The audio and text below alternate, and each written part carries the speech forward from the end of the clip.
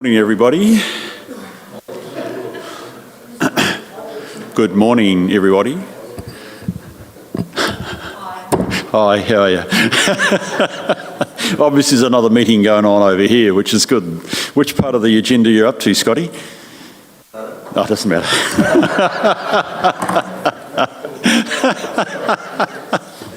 Oh, it's great. Thank you. Again, it's lovely to be here, even though it's somewhat cold, but having spoken to home down south, it's just cold there, 15 centimetres of snow on top of Mount Hutt and the Cardis, so we'll be all skiing pretty soon if you want to do that, Nigel. Look, it's great to be here. Thank you. This is technically our first meeting for the year, but in reality is the second. And well done, team, on the quality of the papers. We've got a fair bit to trundle through, and we've got quite a few people joining us at various stages, and I think we're just trying to find out exactly when. We certainly will have our auditors, I take it, Stephen or Andrea, for the papers that are relevant. Yep, they'll be coming in by Teams. Brilliant. And we've got Fitch joining us at 11 for a very interesting paper now that we've got the real stuff and they've shown the whites of their eyes, which is wonderful because we had a great time with them, you'll recall, in December. And we have Sally, and I'm sorry I should remember Sally's name, from Aon joining us. That's probably the floating item. We're just trying to work out where that sits in the agenda. So we'll just see how we go as that goes on. So look, Stephen, if you and the staff could treat the papers as read, they're very clear, thank you. That might just save us a little bit of time so we can focus on any key points that the staff member would like to make. Otherwise, we can go straight into questions, clarifications and resolution. So thank you. With that, I do appreciate everybody's here and the meeting is open. And by the way, critically, lunch is at 12 noon. I know that'll be high on your mind, okay? So there we go. I have an apology from Michelle. I think otherwise we've got a full muster, and Michelle has honoured us by having reviewed the papers. She must be a committee tragic. So she's reviewed the papers, and I've just asked that we do take it. I think Janice is going to be the guardian of Michelle's lengthy questions that she sent us over the last 24 hours. So, although I think, as you said, Janice, there's a high degree of snap with many of the review work you've done, etc. So if you could just raise those at the appropriate time, that'd be great. I'm going to move from the chair that we accept or sustain Michelle's apology. Thank you, Stacey. All those in favour, please say aye. Against, it's carried. Items of urgent business. Nigel, is anything that we need to note? No? We're okay? Good. And I don't have any minor matters. Does anybody have any minor matters they want to raise in the course? We generally have enough room, particularly in the PX session, over any of those. Any matters of interests that you need to note? I just would like to note my interests are changing. That comes with the triennial move. I have definitely moved off Wellington and Hamilton, and I've definitely taken up Kaipara, New Plymouth and Kapiti Coast. There may be one or two other movements, and I will make a full declaration once those are finalised in the course of the coming month. I don't think any of those affect my engagement here. Can we move to the minutes, please, of our last meeting, the 26th of January, which was our update on December. Is there anything in terms of correction or accuracy that we need to note from that? Didn't look like it, and we've got a very good action item coming up, so I think I picked up everything that I needed to raise from that. So I'm going to move from the chair. We take it as true and correct. Do I have a seconder, please? Thanks, Scotty. All those in favour, please say aye. Against, it's carried. We can move to the action register, please. That really sounds like it's you, Megan, but I think I'll just quickly whip through it. It's all pretty much up to date. I like the green, and I think The key thing outstanding is that sort of more philosophical debate, not necessarily wrong, but it's actually important for financial strategy between the ongoing use of historic costs versus revaluation. We touch on a wee bit of it in the later paper, but there's a broader picture there for the LTP financial strategy, and I think you've got some action there. So I think that stands out. But apart from that, I think we're okay. Anything people want to raise? Stacey? I just had the one around the councillors to be included in health and safety walkarounds, and the updated note says the training has been undertaken by a number of elected members. I just wondered who, because I'm unaware of that. I just wondered, me and Nigel, do you know of anyone that's actually done that? It was scheduled on that day where we whipped up to Fairlie for the water, I think. Graham and I and Nigel were gone, so in the afternoon, whoever was here, but there was less people. But I don't know who was here for it.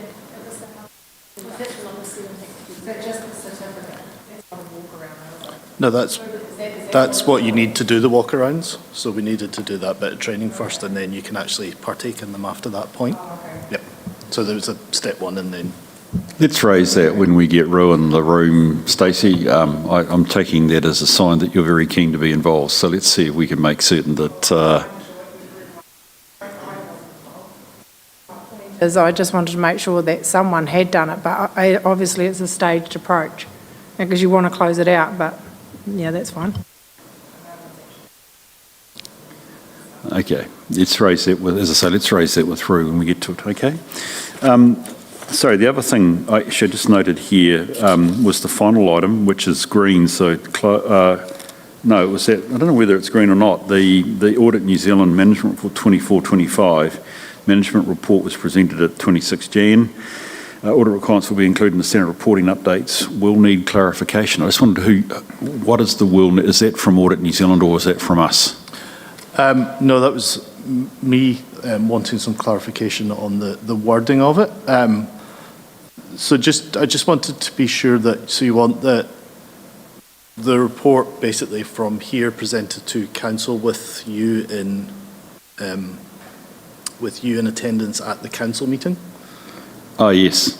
Yeah. I just wanted to check, because basically, do you want a duplication of audit and risk too? Look, we can take that offline. I think I come back to that else.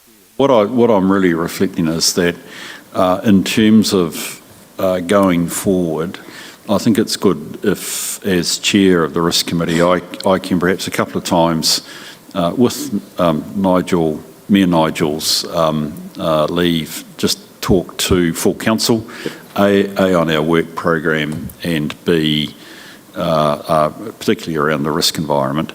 So perhaps I would divorce it a wee bit from the audit result, albeit by convention I would talk to council generally on the day they adopt the annual report. Cool. So I don't think it quite relates to this item. But somewhere down the track it is, and certainly the way Audit New Zealand report now, keeping in mind that October adoption of the annual report, it does make sense that I roll in the door, or at least come appear online. Is that okay? Yep, that makes more sense. Thanks a lot. Appreciate that. Okay, that's good. Let's just keep the Ru in mind, or Stacey's point, as to whether we close or keep that action item open. The resolution is that we receive and note. I'll move. Do I have a seconder, please? Thank you, Graham. All those in favour, please say aye. Against, it's carried. Thank you. Righty. Of course, I need to apologise up front. I always try and probably avoid at least one paper, and if I do, just pull me back, Megan. But I think the next one is the work program. Narayan, anything you need to raise, take it as read, please. Through the Chair, Audit and Risk Committee work program. All the agenda items are presented for today's meeting as per the March schedule ARC committee work program. Thank you. Thank you. Any questions or comments? Scotty.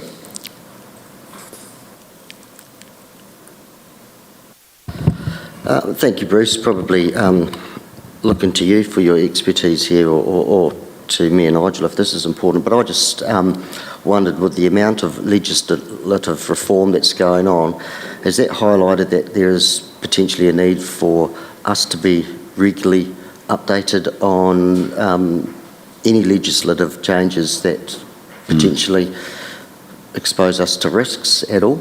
Now that we actually have legal services in-house, could we have a quarterly update from legal services? I think firstly, I agree. And secondly, I think it's very valid that the committee have a level of briefing. I probably tick this one off in my head because we have it as part of the updated quarterly risk report, and also we have a chance to chat with Nigel and PX.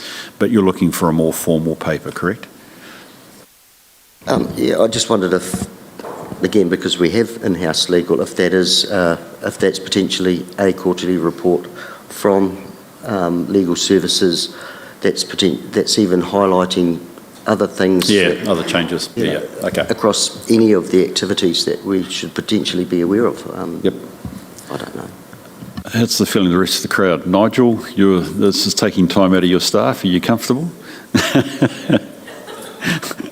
If I was thinking. It's a pretty unfair question, isn't it? But can I ask you to think about it?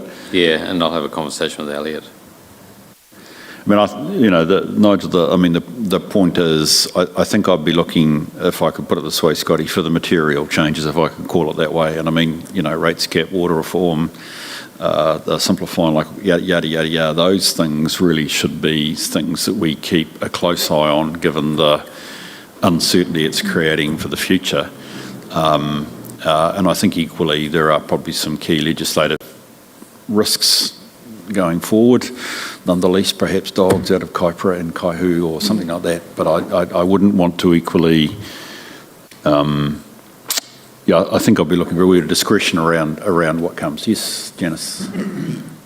Some other organisations do keep an eye on this, whether it's quarterly or 6 monthly, about the legislative environment, and they have a little map going, these are coming, potentially out here, they're a little circle in closer where they're actually real and starting to impact us. But Nigel, given we don't have comply with or something like that, and we're doing it in-house, I imagine Elliot's on top of this anyway, because it should be just a summary of what he's already thinking about. So hopefully it isn't a make-work scheme, it's just an update on what he's already doing. Yeah, and a lot of that work goes to some of the other committees as well. So we need to work out how, particularly the committee you're a chair of, it's, around the Resource Management Act and so forth, and that whole environment. So we'll work out whether we can do something that caters for everyone. Well, I would keep, Nigel, the risk lens on this, okay? If it creates a level of uncertainty and change, particularly from resourcing or from our obligations, or has an impact on the organisation as a whole, be keen to see it. If the other changes, I don't want to say the work you do is minor, Scotty, but is going to your RM committee or whatever you call it, then I'm probably comfortable. But I think, Janice, your point is good. If there is a scan and the relevant stuff's brought up to us from a risk perspective, that would be a good idea. Are you happy with that, Janice? Yeah, I think of, say, an example, if CAA changed regulation or had proposed changes around regulations around something to do with the airport that was going to be significant if we missed it, then that's the sort of thing that might not affect the whole council, but it affects part of it. Yeah. It affects the community. Yeah. So we'll be very open to seeing how it works, but if we could do it on that basis with those sorts of guidelines, Nigel, that'd be great. Thank you, Scotty. Appreciate that. Just on the work plan. Yep. The conflicts of interest, Nara, you said everything was here, but is the conflicts of interest in your report to ARC on conflicts of interest, is that here? I didn't see it. Sorry, that one's, we're still collating some bits of that. It wasn't ready for the report. Sorry, at the last minute it got pulled. It will come to the next one. And I might be the problem on that because I think, Megan, you might have asked me for mine and I perhaps was trying to make up for it by my declaration before. I'll make certain you got it up to date. The only other one there that I think, and I might be wrong, is the annual plan. Did I see a paper on the annual plan? Yes, there's the audit and engagement letters. No, that's the Report one, yeah, that's sorry. the audit. This is the annual. Oh, is that audit? Oh, okay. Sorry. I'd be interested to know how the real annual plan is going. But okay, we'll come back to that. We can provide an update on that. Okay. No, don't. It was more the risks around the annual plan, but you'll be through it by June. So, at this stage, no worry, unless you guys are worried about it. Okay, that's cool. Anything else? It's a good plan, a good program, keeps us busy. I'll put the motion that we receive the report, noting that we'll have to come back with the conflicts of interest as an item in the next one. Do I have a seconder, please? Thank you, Scotty. All those in favour, please say aye. Against? Carried. Righty. Narayan, your internal audit activities, please. Through the Chair, internal audit activities. The review of customer service audit has been completed and is with the customer service for the management comments. Fleet management audit is in progress from 26th February 2026, and also an investigation is in progress, which I can reveal in PX if needed be. Brilliant. That's great. Look, good to see the work going on. I think this is just keeping the public record in front of us. Appreciate a fair number of these come to us in PX, and that's good because it does reflect. I think you'll be pretty well through your 25-26 program by the time we meet next in June, which is well done. Questions for Narayan? Thank you. Being none, I'll put the motion to have a seconder, please. Thank you, Janice. All those in favour, please say aye. Against? It's carried. Brilliant. Quarterly risk report, Stephen or Narayan? Who's going to talk to me on this one? I think is it you, Stephen? Thank you. It looks very interesting. A brand newie. So I think we should have a wee bit of time on this just to understand everything's going and field a few comments, mate. So give us the lead, please. Yep, so this is presented as a strategic level register. It's a good opportunity today to test whether we're focused on their exposures, in your opinion, and whether you think our mitigation posture is proportionate. It's quite dynamic at the moment, probably unusually so for a strategic risk register, but that reflects the external environment where we have things like legislative reform, water reform, and all sorts of things coming at us from left, right, and centre. A good example is you'll see legislative reform remains a very high residual. That actually reflects the level of sort of known unknowns at the moment and the volatility rather than Council's perspective. These are evolving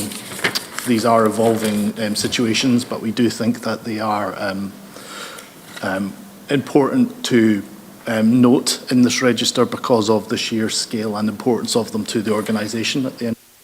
So I'd welcome any questions or comments. Thank you. Appreciate that. And again, Stephen, just my gratitude to you and your SLT colleagues that you're providing us with this lead. It gives us something to react off.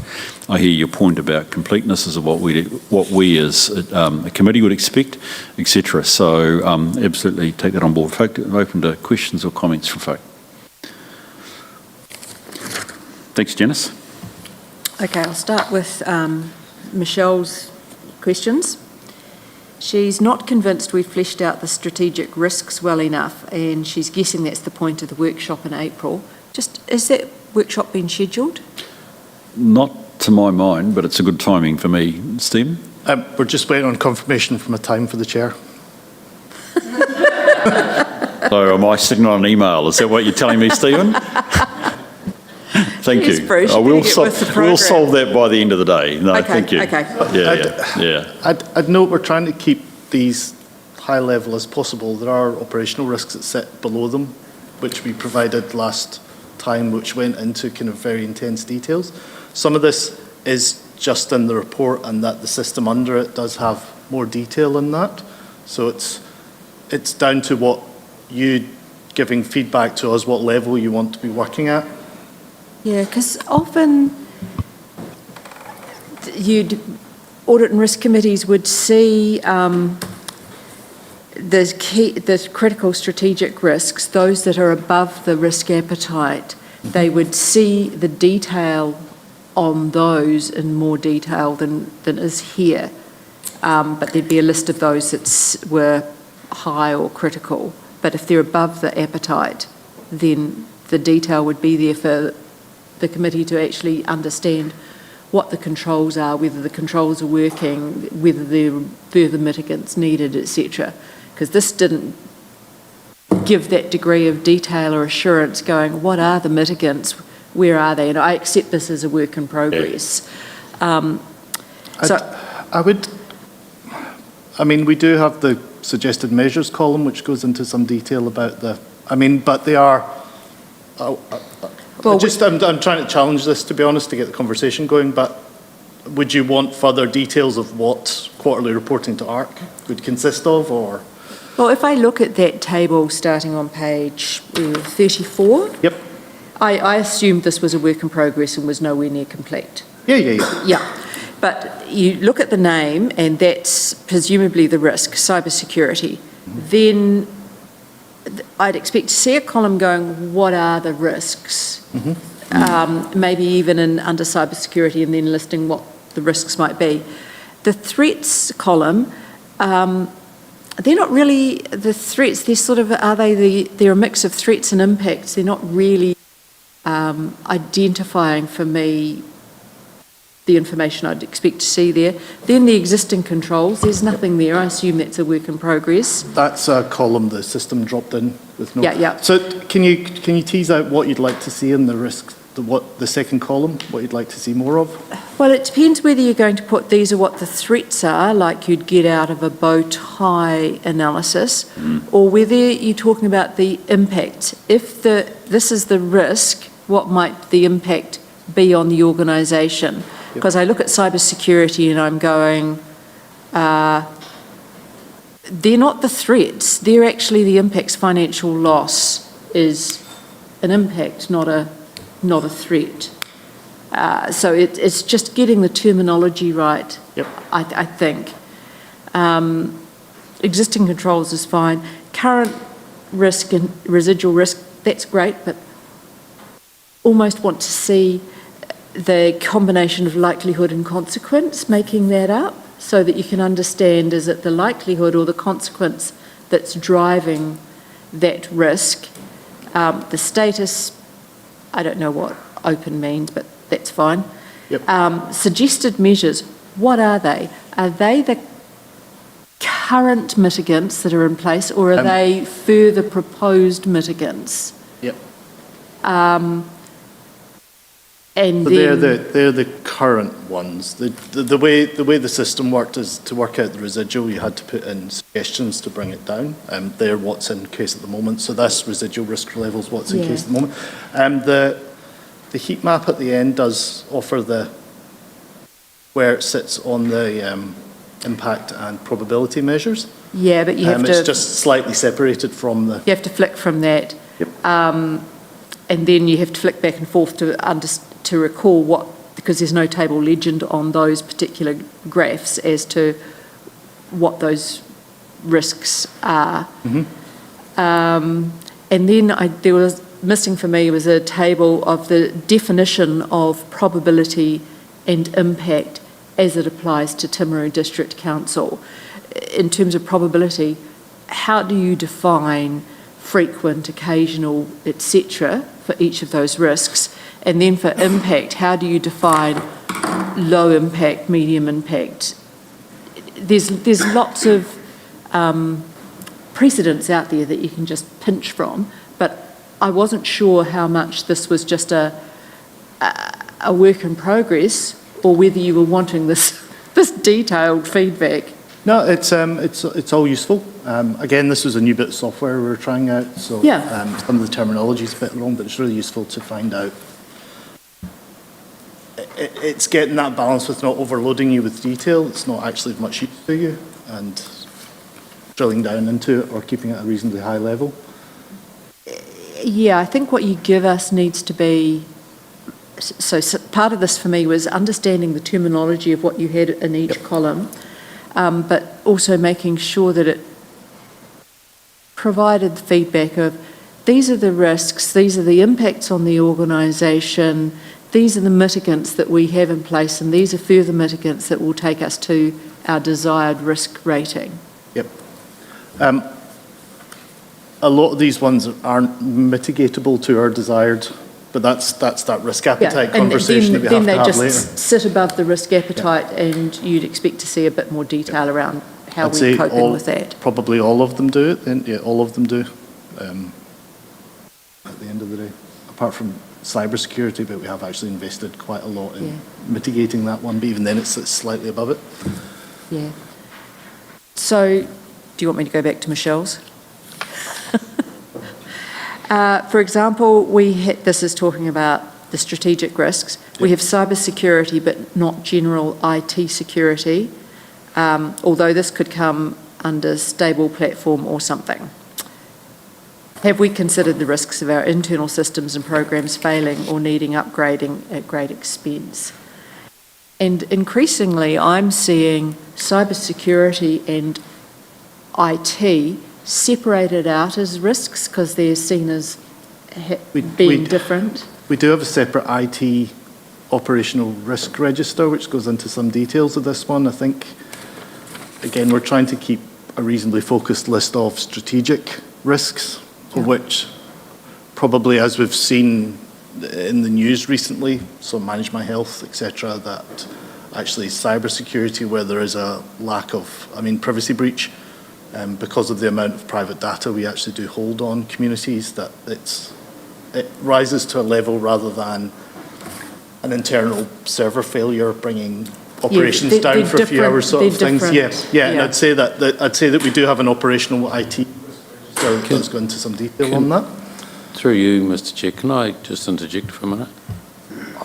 It's clear then that what officers are working towards and what the governors are looking at, there's a gap here, obviously, with what we're doing here.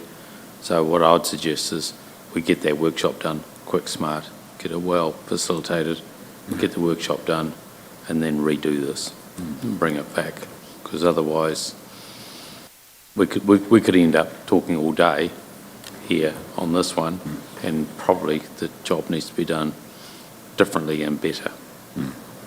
Well, look, I had a quick chat with Stephen actually about this. We had a cup of coffee beforehand, and I'm seriously, Nigel, I'm very happy that we've got this, and it's a start. It really is a start, and I'm happy. There's many things that you're saying and Michelle's saying that resonates with me, because in fact I read suggested measures as actually an important part of risk management are the indicators of the risk, as in contrast to measures in a control sense. So in fact, I read these as the indicator sense, because in the first one, that actually is those are reasonable measures from an indicator sense, and in fact, we do look at SAM assessments, etc., as part of our sense of what is the state of cybersecurity risk.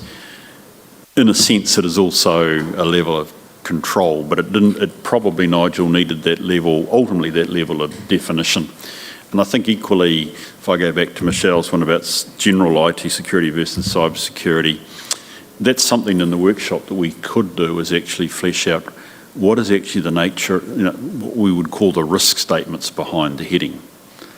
I mean, cyber security is actually reasonably straightforward, but when I go to something like sustainable platform, is that financial sustainability? Is that corporate sustainability? I couldn't quite work it out, which is going to be one of my questions. Yep. Don't worry, because I think we're having a workshop on it, Stephen, but you understand what I'm going. It's probably in the back of your head. You probably discussed it at SLT. They are captured in the system. Yeah.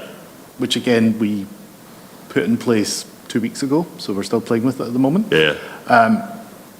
But it's just pulling out the report, and it's actually creating more of a bespoke report that drills down a bit more than this one does. Yeah. Might be useful. And I mean, this was a standard out of the box risk register. Yeah. So we can tweak it to our own needs. And it was based on, I can't remember the standard, but yeah. ISO 31,000. Don't get too defensive, Steve. I'm serious. This is a really good start, buddy. I don't have any trouble. I'm not getting defensive. I'm trying to just tease out exactly what you're looking for, so we can provide something. And I'm happy to. That's why I say I wasn't sure whether this was that's very much a work in progress. And I'm happy to sit with you and show you some of the other risk reports that I see for other organisations, if that would be helpful. So Michelle's list carries on, just quickly. Have we considered the risk of failure in water quality to the extent of a Hastings-type scenario? We have the Periora water supply on there, but what about Redruth and wastewater plant at Washdyke? I suggest we need strategic assets on there rather than one or two individual assets. I'm keen to understand why we've singled out transport funding as a risk. We don't use the word adaptation in any of the mitigations for climate change. I think it's one of the key things in mitigation. And have we captured the risk of failed substandard project delivery anywhere? And they're all cool things to think about. So I'd quiz whether at a governance level you should be defining the individual risks that should be on or off the register. These were done through a workshop with SLT members where we identified the major risks. So whether something's in or out sort of is what us as officers are recommending to the committee. So individual items out Redruth. Periora was put on as an interesting one because its downstream effects of not being able to pull enough water from them has a major industrial effect. It has an urban effect on the whole of Timaru. So it was seen as a major one, and it was at a level which was outside of this organisation's control because it required a third party. Andrew can probably speak to the definites of it, but this was us working through what we thought were the strategic risks, and other individual things weren't probably brought into that. Sort of, other than a concern about Redruth, I wouldn't know what the actual risk. She wasn't saying put Redruth on. She was saying put strategic assets and include under there Periora, but is that Redruth, but is that too wide, we would say? Because I would say Periora got singled out, and the other one was transport funding got singled out because it was wholly based on, say, a change in government could change the NZTA's priorities massively and actually shift the sustainability of our land transport programme. A good example is of the current government. All the regional land transport plans are focused on potholes, so we can get the road surfaces up to a good condition, but then that leaves us exposed on things like rural bridges where there suddenly isn't the match funding anymore there. So I don't think we need the details sorted here. That can be done in a workshop, but it was just that sort of thinking is coming through, which the report generated, which is the point of it. It's a rich discussion. Seriously, this is really what we should be doing, Stephen. I agree. By the way, 13th of April, the chair answered his email. Thank you, Megan. Hopefully 13 April, it's worth just checking your phones. I see you doing that, Janice. Makes sense. Hopefully 13 April fits people. My apologies to everybody concerned that I didn't answer an email, obviously. But 13 April would be a good time. Stephen, I think we would have prepped that. I mean, this is a sort of discussion that would be really helpful. In fact, I think what Michelle's questions raise is the sort of thing that you start with a strategic risk discussion, which is actually what's the environment, you know, and I can see you guys have looked at your key infrastructure, and Periora stands out like I'm going to say a beacon. What's the negative version of a beacon? This really is a big problem for us. I get that. Same with the funding, but there's a level of you know, thinking through that, because I can make an argument our biggest problem is the hole in our revenue, you know, because of rates capping coming. So that's just the richness of the discussion that you've started sponsoring, Janice, which would be really good. If I was just to move us to the graph on page 31, where essentially you're saying, you know, you're giving us the uncontrolled and residual for these. So I'm going to take the left-hand column as a given. We will have perhaps not a challenge, wrong word, but we'll have perhaps an understanding of the definition of those. From a management perspective, the residual you're suggesting is generally relatively it's not where we want to be, right? We haven't got them all under the control we would like to have. I'm trying to find the right words around that, Stephen. There's not them appearing on this list is a level of serious discomfort with them and our level of control of them. And again, a lot of it is, one column I thought was quite useful was actually sort of detailing our level of confidence and knowledge in what the mitigations were. And a lot of these do stem from a lot of known unknowns at the moment. So legislative reform is a key case in point of that we know the kind of the high level stuff, but the devil's going to be in the detail when it comes down to this. And I mean, some of them are parioras in there because we don't actually know the outcome. If it comes in our favour, it will just drop off into controlled at that point. This, I think, does. I think this reflects the volatility of these risks rather than the lack of control in that case. You're going to see me give you a slide from my work around risk workshops, which is which has a sense of we have risks which come from the strategy that we're following, and then there are risks which generally are external, which are a threat to our strategy. Mm-hmm. And I sense on here we have a lot that are external risks, which mean that actually, to go back to your ideas of risk and mitigation, sorry, not your idea, the very good point about risk and mitigation, we need two things. One, how good is our antennae to pick up a change in this environment, number one, and number two, can we respond quickly enough if the circumstances change? And that's a long way of coming to my question. We must have our antennae up over these issues because they're big. I think, to quote a minister from a meeting last year, this is a tsunami of legislation that we're in the middle of. We get the long-term weather forecasts, but we don't have the detail at this point, and that is reflected in our level of comfort with things. We do have staff on this. We have a real focus on it. Things from water reform to legislative reform are of great interest to us at the moment because they are at that sort of existential level. So, but again, we know what's coming, but we don't know what colour it is, how much it will rain, but we will know it's going to rain. Without making this more complex, I think we're on the cusp of quite a strategic change to Timaru District Council, and that's the work that we're currently doing. And I think that is not. This is sort of like a bit of a starter for 7, but it's actually not the final product. So if you think about some of the work we're doing, particularly around the environment changes, the growth and so forth, strategically we're not there yet.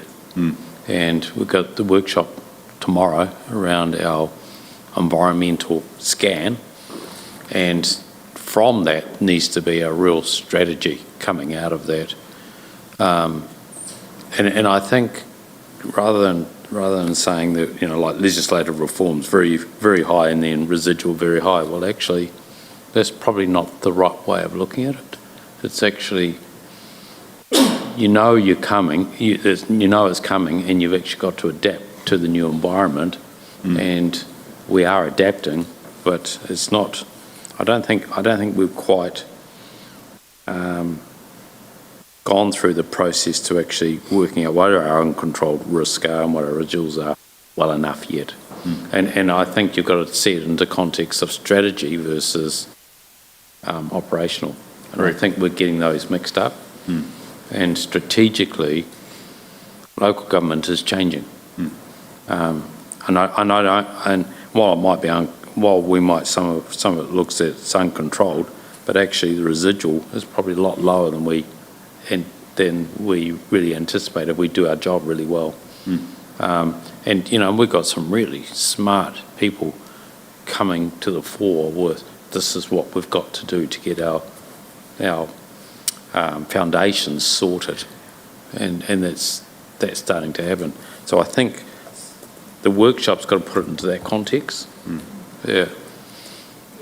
For instance, that legislative risk, it could be residual very high, but if you went down and looked at the mitigants, they could all be well controlled, and that's what's in our control. Exactly. And therefore the rest of it's just sitting out there.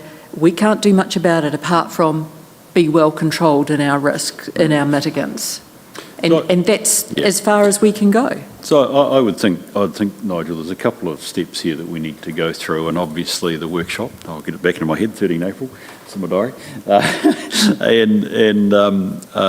is just understanding why SLT, and this it's not a challenge, well it is academically a challenge, why the 1 to 10 that we've got. I mean, I think that's clear, and I would back Michelle's capacity as a governor to say, what about? But that's part of the richness of the discussion that we can have over that. I think also equally, Nigel, is a wee bit therefore, and it's the benefit of a workshop, that depth of understanding that you've got here, that we can't see in these papers, and that's no criticism, because I think the third part was, and Stephen, I did say this to you with our coffee, well done on starting us on the process. We wouldn't be having this discussion today if we didn't have this here, and it gives us a chance to start that discussion, because I think one of the things that I would be keen that we develop as a committee going forward is obviously get the strategic risks nailed, and I don't think they're going to move too far from this if at all, but we'll work that one through. But is in fact on a regular basis the chance to review each of those big risks with the risk owner, which is always valuable. And the other point I want to make is legislative reforms. Yep, sure, uncontrolled, very high. It may be higher than that, who knows. The residual should be low. An organisation must have controls in place to meet the legislation that it comes to us. You've got to meet it. You haven't got a choice.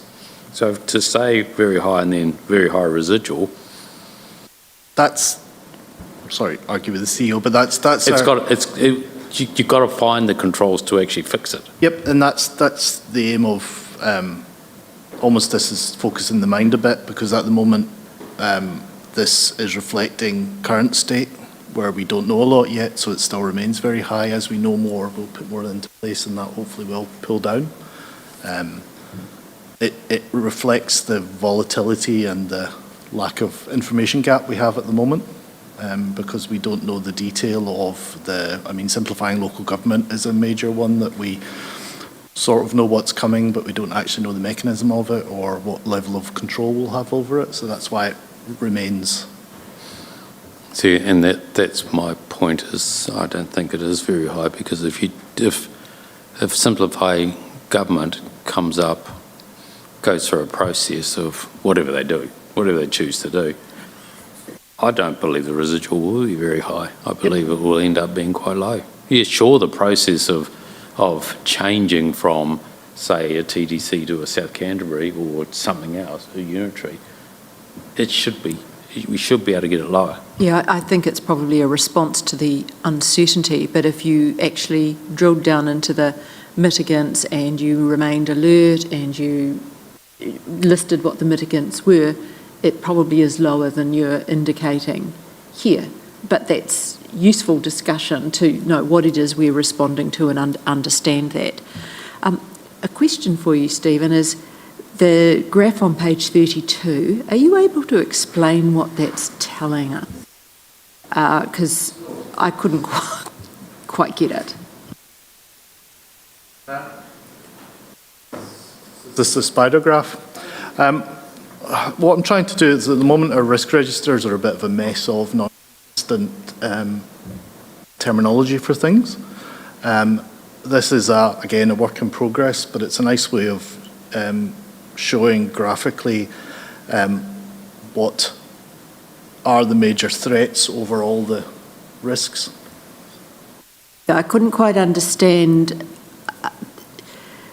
if it's on the outer edge, what's that telling me, versus the inner edge. So take privacy breach. We don't have much risk around privacy breach? No, what it is the privacy breach is listed in fewer categories.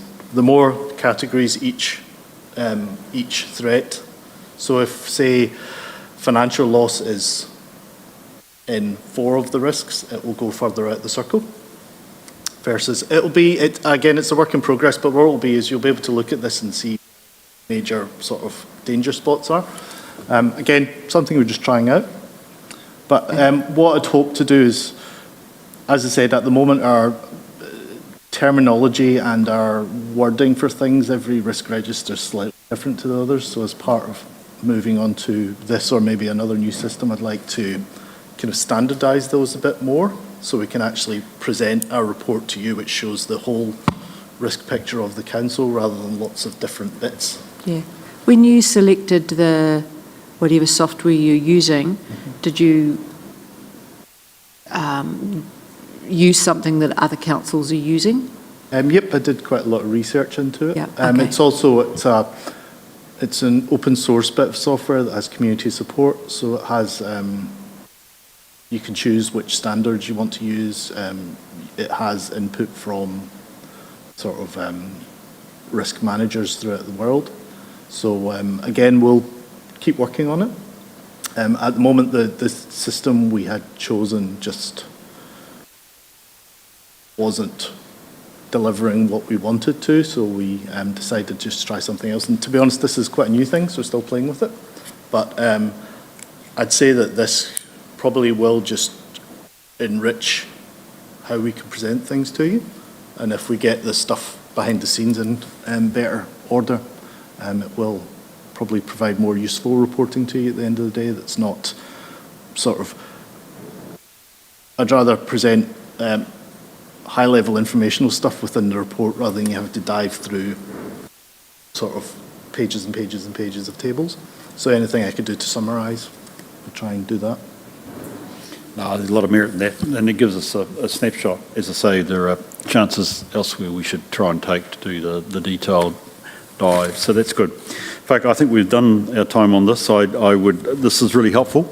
It does give me a strong sense of the environment as you guys see it, and I don't think in receiving the report we're doing anything other than saying this is great. We're going to launch off this on the 13th of April with a workshop, which will give us a chance to discuss this in some detail. I think in receiving this, we are also, Stephen, acknowledging the general validity of the risks that SLT have identified, and also the residual, which always is obviously the key concern, and its impact. Nigel, I know that they will come and go as to whether they're very high or low. That's going to be a factor of time. They will flux, and I think that's real, that we just need to keep our eye on. I hear your point, and I mean, we can discuss this at some length in the workshop, but you're comfortable, you've got the bench strength, is what you're saying, to be thinking and doing stuff around this, which is an important part of the mitigants. Not every council has that luxury of feeling they've got the resourcing into this okay, but that will be a strong actually control for us in terms of trying to prevent these issues from arising and seeing them in the front. So that means that we're in a position, I think, to receive and note this report. Do I have a mover and a seconder for this? Thank you, Janice. Do I have a seconder, please? Thanks, Scotty. All those in favour, please say aye.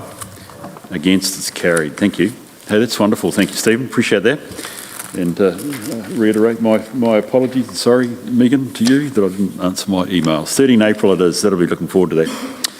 Narayan, the external auditor's report. Through the or chair, rather, recommendations. External auditors open recommendations. There are 32 open recommendations. 16 is new, which is from the 4th December 2025 report, and 16 is old. Brilliant. Folk, do you have questions for Narayan on this?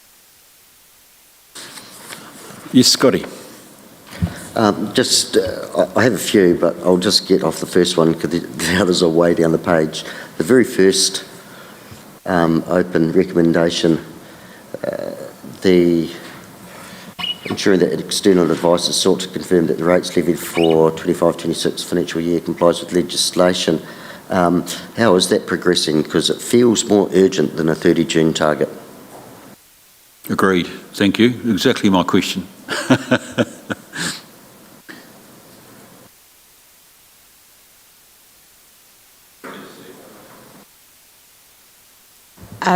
There is an interpretation in what we have in our policy as to whether or not something's charged at half charge versus full charge and where the boundary lies. So it's in discussion at the moment.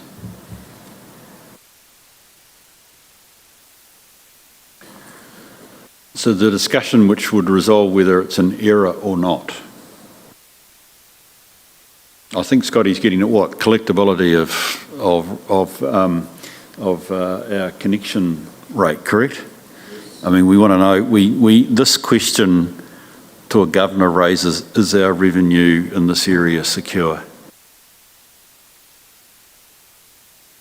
And the reputational stuff. Yeah, All fair of that. point. Fair point. But I'm keen to know that I've got the money in the bank. So where does it stand in that? Are we trying to determine whether it's? Oh, sorry. I'll interrupt here. Sorry, through you. So what happened with is the policies worded in a specific way. It probably wasn't as clear as it could be. We applied it and registers were updated how we as a unit interpret it, plus with the Water Services Act coming into play, which is very clear how you define half charges and full charges and no charges. Unfortunately, because the prior practice beforehand hadn't charged it in that way, it was decided to go back to how we had been through practice. And then it was for 1 July this year, we'll be following the Water Services Act, which is very clear that if there is a connection to a property, you get a full charge, irrespective of if there's a house here, if you're using it. If there is a connection to the property, you pay a full charge. If you're within 100 metres of a main and there is capacity for you to connect, you pay a half charge. So that's the ability to connect, irrespective of whether you've actually connected. So that it's very clear now in the legislation, and that will come into force 1 July this year. So that's fine. It means 26, 27, I'm feeling secure. How do I feel about the 25, 26 connection rates that have gone out? It hadn't been included. It was a, should we say, someone jumped the gun in doing updating those registers. So it hadn't been budgeted for that extra income to come in at all. So it's a correction on that. It's not actually extra income, it's the charge rate would be different because it's divided over the number of properties and the connection. So the income is not greater, it would just, the rate might have been slightly less per connection.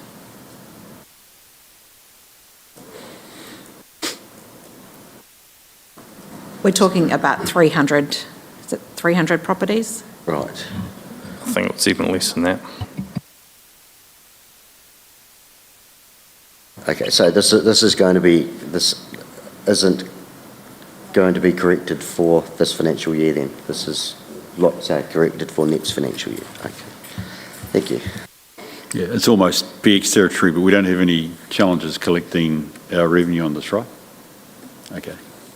This has come from the auditors. I know how auditors look at this, Andrea, and it's saying we're not legal advisors on the accuracy of your rates, but we have looked at this and wonder whether it's right.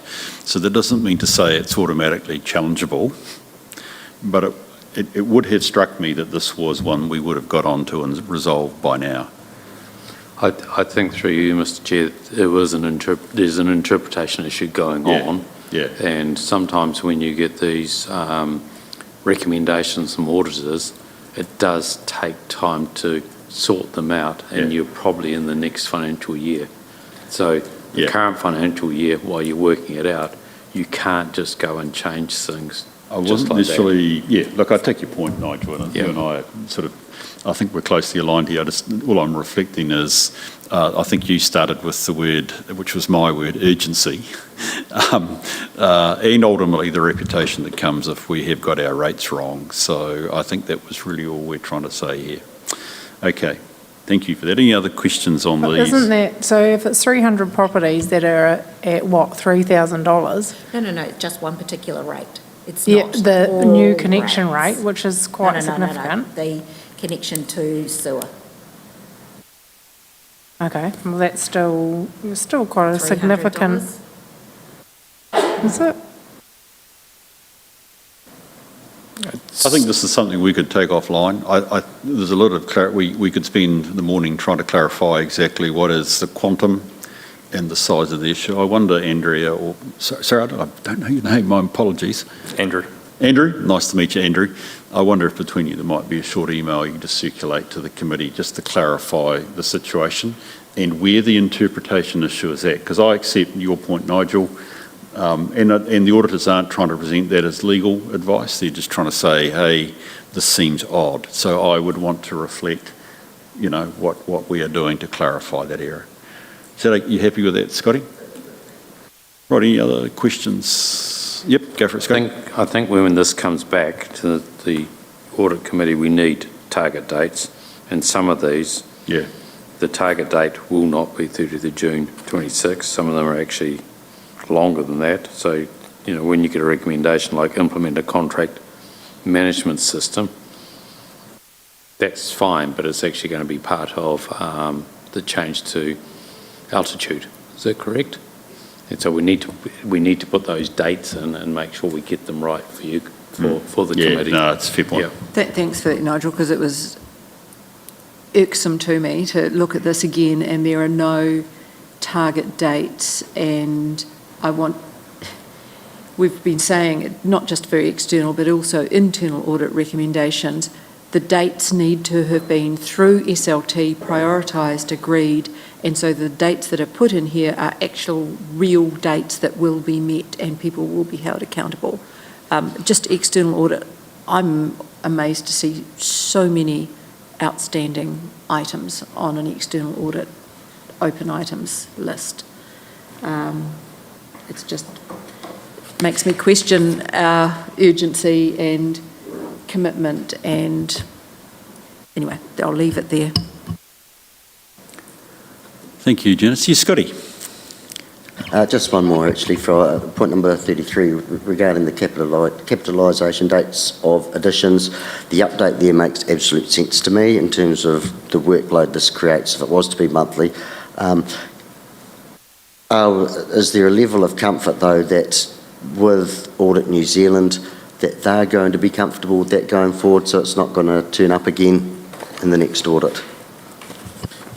So part of our interim plan is actually to sit down and try and get rid of quite a lot of these items that are on there, because a lot of them are a combination, and a lot of them there is progress happening, but just due to the amount that's going on, they're actually taking longer than we thought. So there is targeted conversations going to be had at interim so that we can actually focus on these to get them off, because when it comes to final, a lot of them they just get lost. So I think that's a really good idea. Sit down and go through each of these with Rudy and team, and in terms of the explanations, start again in terms of what your response is going to be and by when, and agree that with Rudy, and then bring it back, and this should be a whole lot cleaner and easier for us to stomach. I agree. Just one, and perhaps it's the last question, and this is where, you know, with something like interpretation or thinking, I don't have any trouble with us challenging the auditor's perspective, but I just want to think about the implication. And that's number 25. We've got fully depreciated assets. And if I've read and thank you, by the way, we've got February 26 updates here. It basically says, no, we're not going to change our practice, which is really saying we aren't going to implement the recommendation. So I just really like in this situation to note, what is the impact of doing this? So I think a lot of it was they wanted those assets to be to come off the list, whereas actually we still need them on the list because they are still an asset, and if we take them off the list, and they just become lost. And in terms of practice, I think it's a good idea if your recommendation to this committee in terms of that audit recommendation is to accept the risk, because then I think that protects your backsides as well if this committee goes, okay, we agree with that, and that's the approach we'll take. Yep, thank you. You said more succinctly what I was trying to say, Janice, so well done. And look, I look here for the effect as well. So the timing of the depreciation is that we have done it too quickly because the asset's still in use. So arguably it still has a level of value. Arguably, notionally, we've charged the ratepayer more than we need to. Sorry, timing-wise, we have charged the ratepayer quicker than we need to because, in fact, value is still being given. But it's been fully depreciated and we would have arguably fully funded it through our... Well, I'm going to have a conversation with Andrea because there's a double-edged sword here. That's right. If the asset had been fully depreciated, you should have replaced it. Therefore, the depreciation would continue on. The whole idea of a revaluation regime is to revalue it to keep the depreciation going. Yeah, well, you can see where I'm going to, Nigel. So thank you. That's why I say when I see something going back to Janice's point that initially says we're not going to do what the auditor does, I want to know why, what's the risk, what's the impact, and actually this is ultimately, given we're entering. They said 15 million, which is a small proportion of our total asset base, let alone what that would be on a depreciation expense. So I'm not going off the deep end on this. I just would like that completeness of it. But you've got a good point there, actually. How does this affect our financial strategy going forward? It's an LTP issue. Okay, any other key burning issues? Because there are some there, Andrew, which I agree. I'm sure when you sit down with the team, they'll be closed, which is always good. Anything else from anybody else? If that's the case, can we go to the recommendation, please, which is that we receive and note. I'll move that. Do I have a seconder, please? Thank you, Nigel. All those in favour, please say aye. Against, it's carried. Thank you. Right, folk, I would like to, I know we've got our friends from Aon here along with Davina, and I think they're under some time pressure.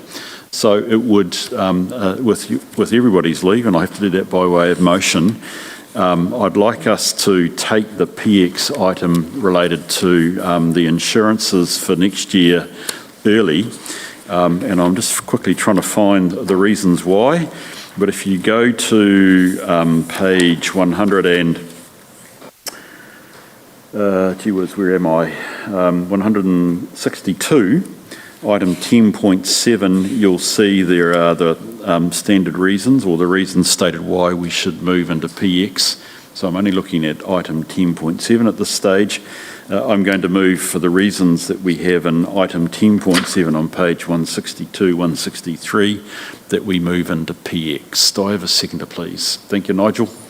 Is there any debate on that? I'll put the motion. All those in favour, please say aye.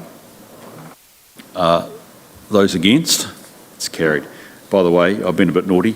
We're also permitting the Aon people to be in the room for this PX item as well. I'm sorry about that. I should have mentioned that already. But they obviously need to be here for the item. So in effect, in that motion, we are allowing some externals to be here as well. Can I invite you guys to come up to the table?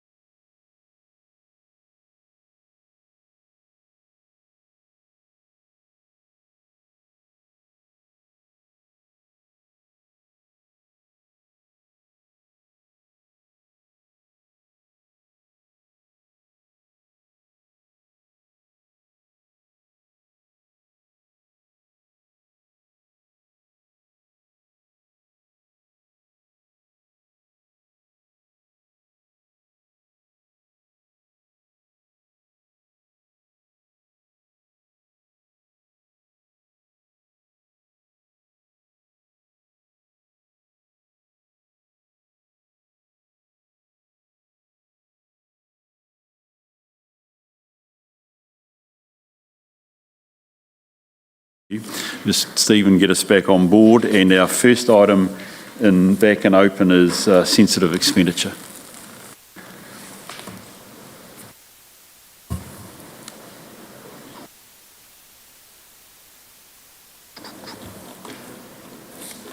G'day Matthew, how are you? In your hands. Good afternoon. Recently it's not afternoon yet, is it? Oh, good. Don't get me worried there, mate. I'm really out of control. Recently, you reviewed the sensitive expenditure policy. So this only some subtle changes have been made. So there's a slight difference in the report. But we reviewed the transactions from October to December. There's over 1,000 items that were looked at, but there was nothing material to bring to the attention of ARC at this stage. Does anyone have any questions on items looked at or new policy? So in effect, you're asking, I mean, I think this is what we discussed last time, was actually the actual tables themselves were of marginal value. I mean, I could argue the value for that, but in effect here we're saying the process has worked, you've reviewed what's on board, you're essentially giving us a warrant that they're all tickety-boo and they've gone through the appropriate procedures, so we're comfortable. Is the committee happy to go forward on that basis? Does somebody want to move the resolution? Thank you, Nigel. Do I have a second? Thank you, Scotty. All those in favour, please say aye. Against, it's carried. Thank you. Thanks, Matthew. Appreciate that, mate. We are happy with the way it's going. Thank you. Thank you. Can we move on to, now we've got a whole bunch of resolutions. Do we have the auditors anywhere around for this? No? What time are they coming in, mate?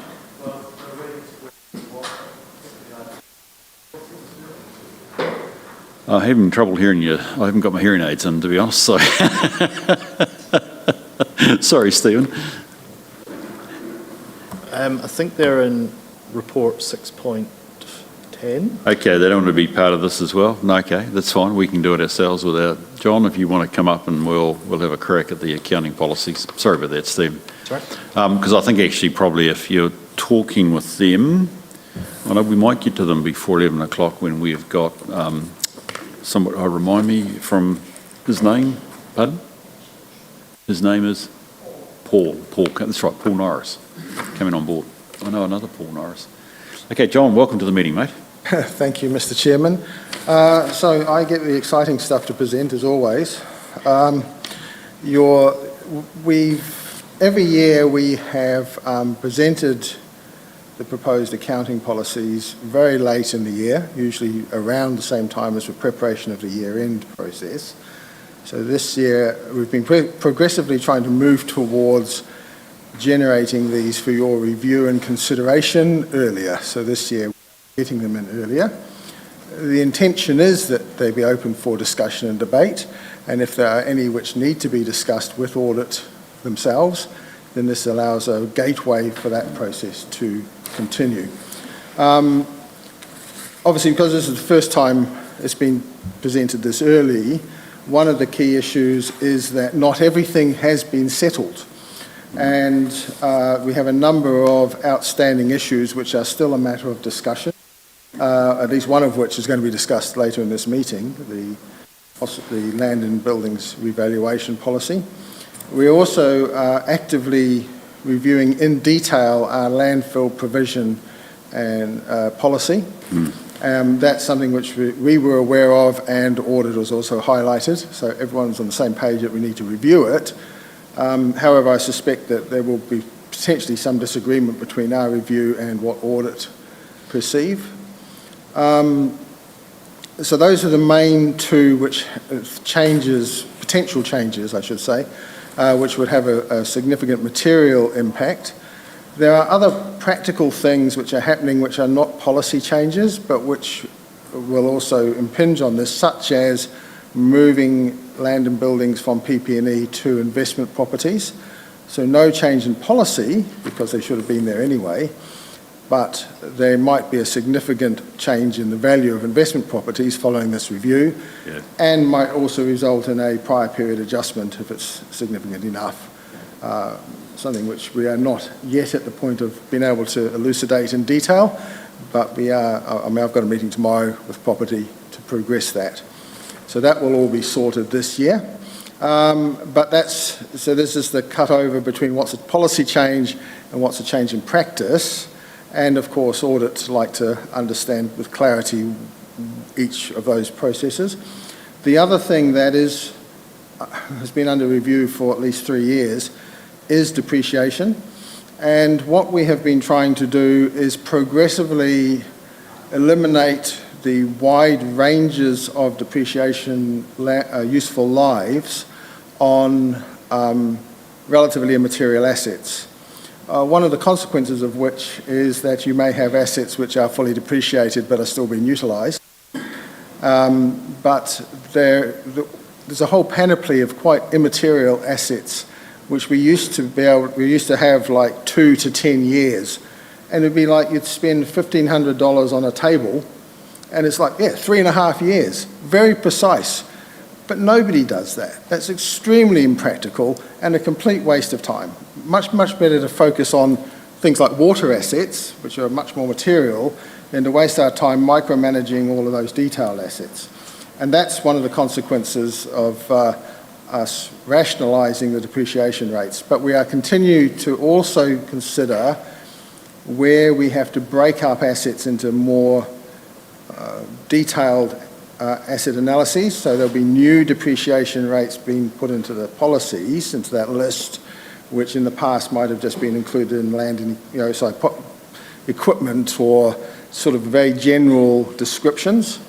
But if you compare us with other councils, our list of assets is quite short. We don't really have a whole detailed list of some of which are quite significant assets. So we've been doing a lot of work around this for the last couple of years. Obviously, with the potential change in the water situation, the water assets are a bit of a case to themselves. But everything else, we're working with operational managers and within finance to review that in some detail.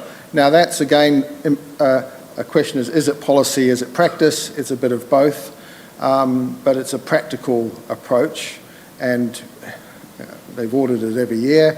They make points about assets which we're still using, which have been written off, and they make other points about consistency, and we agree with those points in principle, and that's why we're working to eliminate them.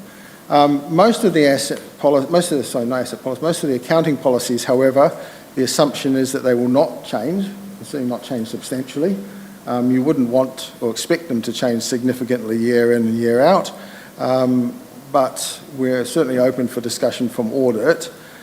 We are planning to work towards having a little more external review of the impact of changes in accounting standards and what implications that might have. We believe that internally we have quite good knowledge about those and that we're actually on top of it. However, audit like us to have external reviews, and to an extent that's a valid point. So we are looking for a little more involvement from an external advisor, probably at this stage PwC, to say, hey, this is what we're proposing. You can see what accounting standard changes are coming up. Is there anything that looks like a fishhook, anything that's going to be an issue for audit? The other side of that is the auditing standards change, and they changed substantially recently, which is why they're now moving to a group level audit rather than individual entities. And we don't really have much technical view on auditing standard changes. So it would be useful to get some external input into the auditing standards have changed. Here's the implication for you from a practical audit perspective. Now, in the short term, it might mean a little bit extra cost, a little bit of extra time, but it will save substantially down the road where we don't get 32 audit points, where we don't get lots of misstatements, because some of those are actually differences in interpretation between what we believe is a perfectly valid interpretation of accounting standards and what audits say is their interpretation of accounting standards. As you pointed out earlier, Mr. Chairman, I think we're more prepared to not confront, that would be too strong, discuss with audit disagreement and to say, well, management's view is this, and if we're clearing that through this committee and through council, that we can be quite robust in saying we believe that management's view is this and this is an appropriate way of representing it. And I think that probably has not occurred quite so vigorously in the past. We've tended to take the view that audit are the arbiter of final judgment on these things, and almost like an external consultant, that whatever they tell us we'll do. Personally, I don't think that's an appropriate approach. We're supposed to say, as the management of this organisation, this is what we believe is a fair perspective, audit it against the standards, tell us if it breaches the standards, but if it doesn't, then you can make all the comments you like, but that doesn't change whether it's an appropriate way of approaching it. So I'll stop talking now and ask for any questions if any of you have any Appreciate questions. that, John. That's really helpful. So look, I think in terms of the debate we had last time about getting ourselves ready and running through an audit better, which was a clear theme from our January meeting. This is great to have this paper here. So well done, John and Andrea. Appreciate that we've got it here, because actually with the interim audit starting, what a great time to be able to chat with our auditors about actually, indeed, the points you're making about the policies we propose to take, or even the one or two outstanding areas, so that we can get that cleared early with them. Just makes a whole lot of sense of living with your auditor. That's great. Okay, folk, do we have questions or comments for John on the accounting policies? Folk, any? You go, Stacey. John, just around the property assets that will be reclassified as investment properties, can you just give me an example of what that one would be? Yes. We have quite a lot of properties which are fully leased out. We don't use them for council operations. Every single one of those, on the face of it, looks like an investment property. Okay, got it. This would also include land that we're leasing around the airport. Yes.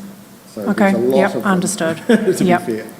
Okay, and if our land and buildings stay at deemed cost, which you've got in there, what are the pros and cons versus revaluation, in terms of like transparency, depreciation signals, all of those kind of things? Like how's that going to work? Right, so from a strictly accounting movement perspective, we'll be moving them from PP&E, reducing the PP&E, whatever the deemed cost was, less depreciation, would then move at cost into investment properties.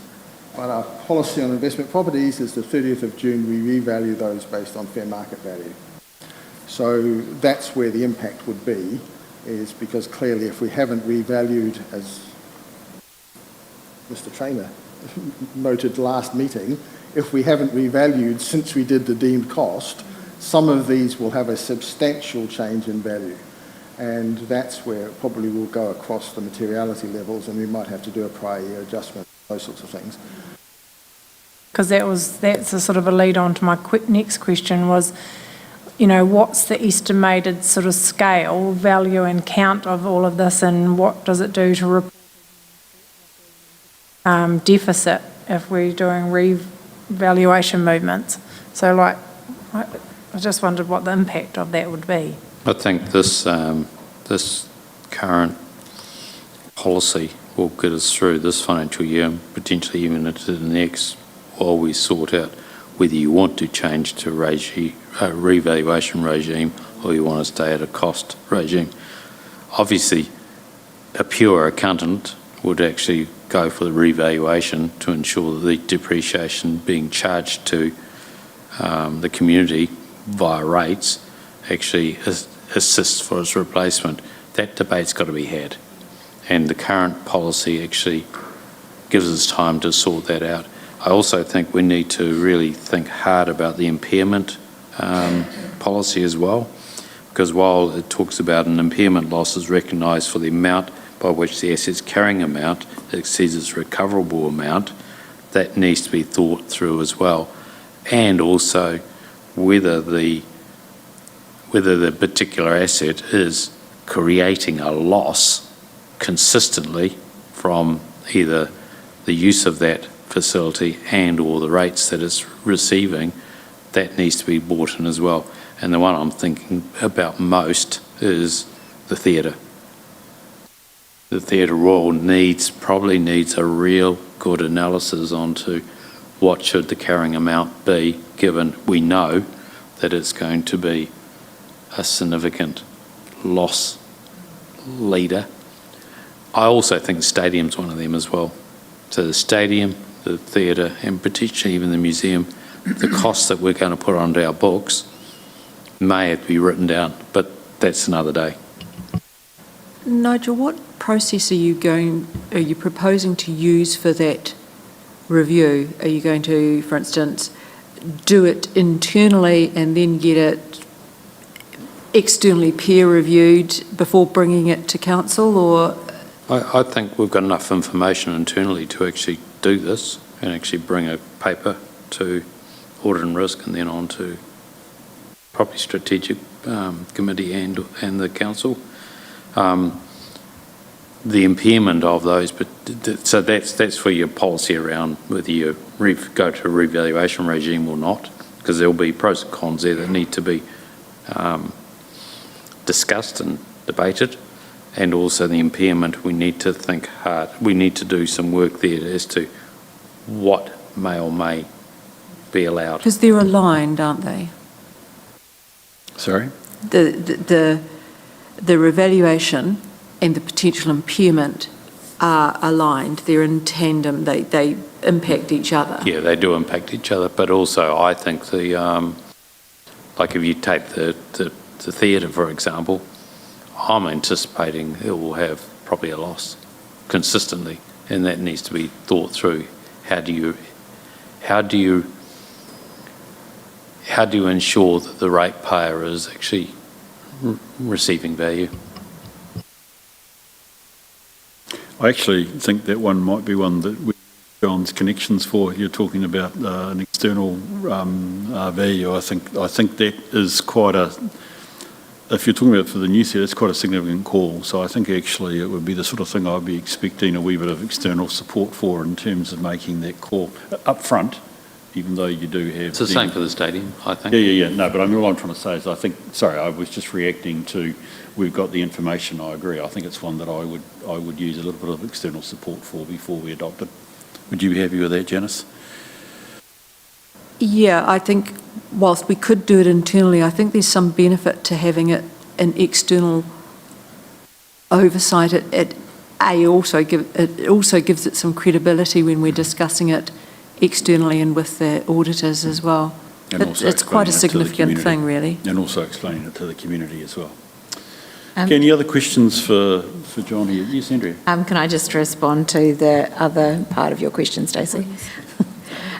You asked about the dollar impact of the investment property move. At this point in time, we don't know what that looks like. Yeah. Okay. But chances are there will be a revaluation increase in regards to those properties to actually get them into the books at the value that their leases should be covering. And Mr Chairman, just to finalise that also, the revaluation of investment properties goes through surplus deficit, so direct impact on the bottom line. Yeah. So I think the team are actually looking.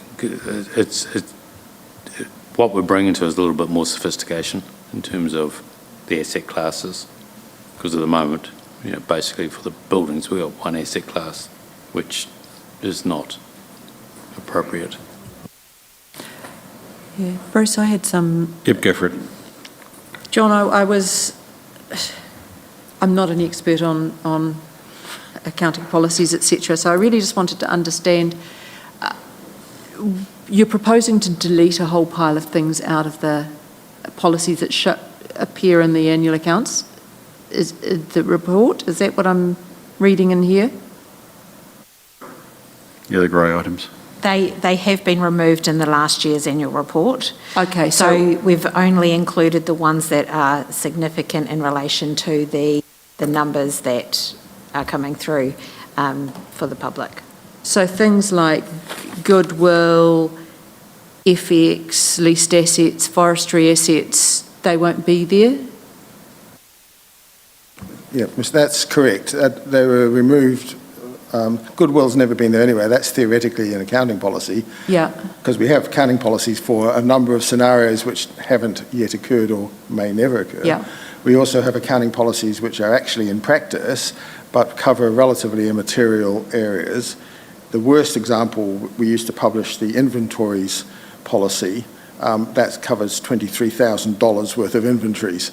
So yes, we need a policy, but actually putting it into the annual report really didn't add value. Forestry, I probably thought that was in between. I think forestry has potential issues around it, particularly if we're moving towards replacing plantation forest with native forest. There are wider implications. But for now, that's a perfectly valid exclusion. And the auditors were happy with? The auditors encouraged that. Yeah, okay. No, I just wanted to understand that. Cool, thank you.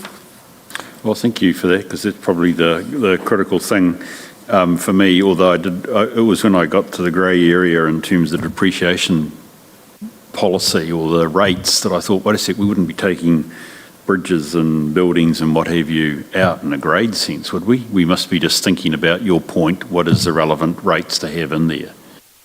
Okay, good. No, we're on the same page then. And look, you quite rightly indicated in italics those which are still probably in the preparation stage of where we want to finally stand on that. Brilliant, that's really good. I really am comfortable, as I said at the start, Andrea and John, that you've done this thinking. Well done. This gives it, when Rudy and Monique walk in, this gives us something to really make certain we've got nailed almost before the audit starts, which is tremendous. Can I move us to the recommendations then, please, which is that we agree with the proposed policies, subject to audit and identified policy reviews, which is fine, and we recommend that Council adopts these. So this is saying, Council, you need to adopt these. I'm going to move that. Do I have a seconder, please? Thank you, Nigel. All those in favour, please say aye. Aye. Those against is carried. Thank you very much. Brilliant. I'm just wondering about time here. Folk have done pretty well. We've got 5 minutes till we've got Paul on board. Would folk like a short break, as long as you promise me to be back here at 11 o'clock, please? Okay, because we do have Paul from Australia beaming in over our Standard & Poor's. So we'll mess with our agenda, I'm afraid, but I think we should do that. We haven't got time to deal with the audit stuff. We'll have to do it after the S&P. So if folk would like to take a break for 5 minutes, you've got to be back here 11 o'clock though. Okay? Okay. Well, I think my first motion is to extend the meeting beyond 2 hours. Is that right? No, because we've been having a break. Oh, okay. Oh, right. I'm avoiding that. Oh, look at that. Look at that. Smart. Okay. Sweet.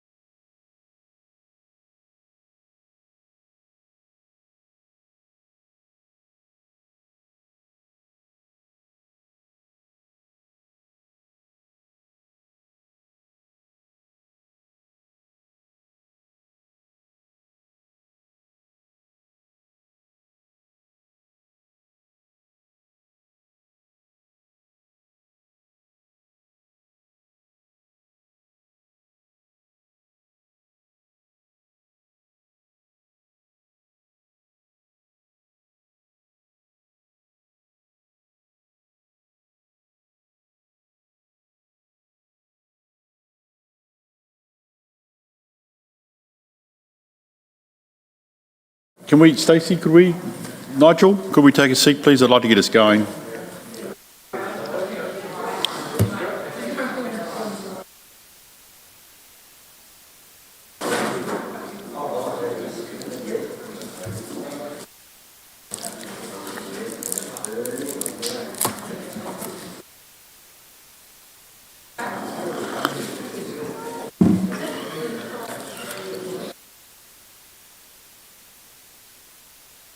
Rightio, folk, I wonder if we could retake our seats, please. It really is important we keep up to time.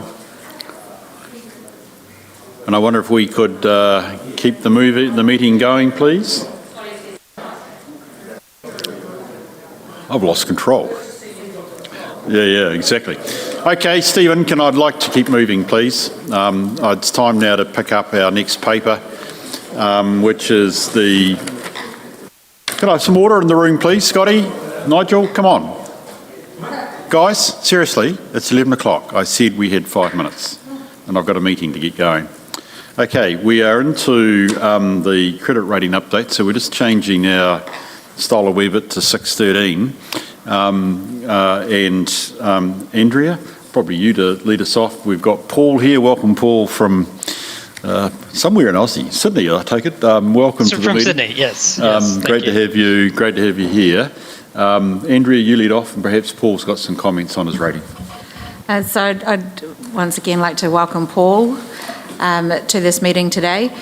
When we had the workshop in regards to Fitch and credit rating, it was requested that once we had our final credit rating, that Paul sort of give an outline as to a little bit around their process, but a little bit about how we did the kind of things that were highlighted from their review of us.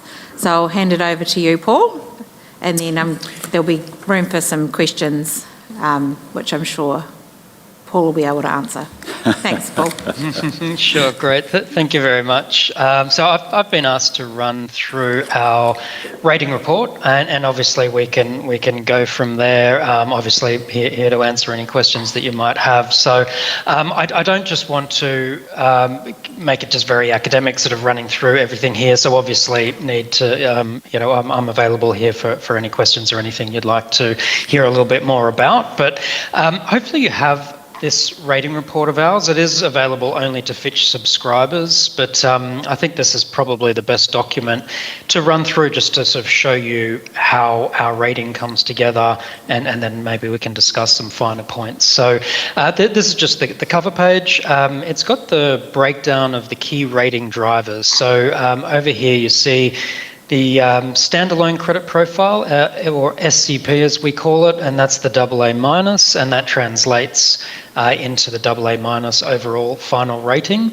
It's based on the high mid-range risk profile, the second point under the key rating drivers heading, which is common to all New Zealand councils. It's the second highest on our overall risk profile rating scale, and that the risk profile talks to the sort of fundamental sort of framework, the revenue, expenditure, and debt and liquidity sort of framework and structure that we see for a particular entity, particular local regional council.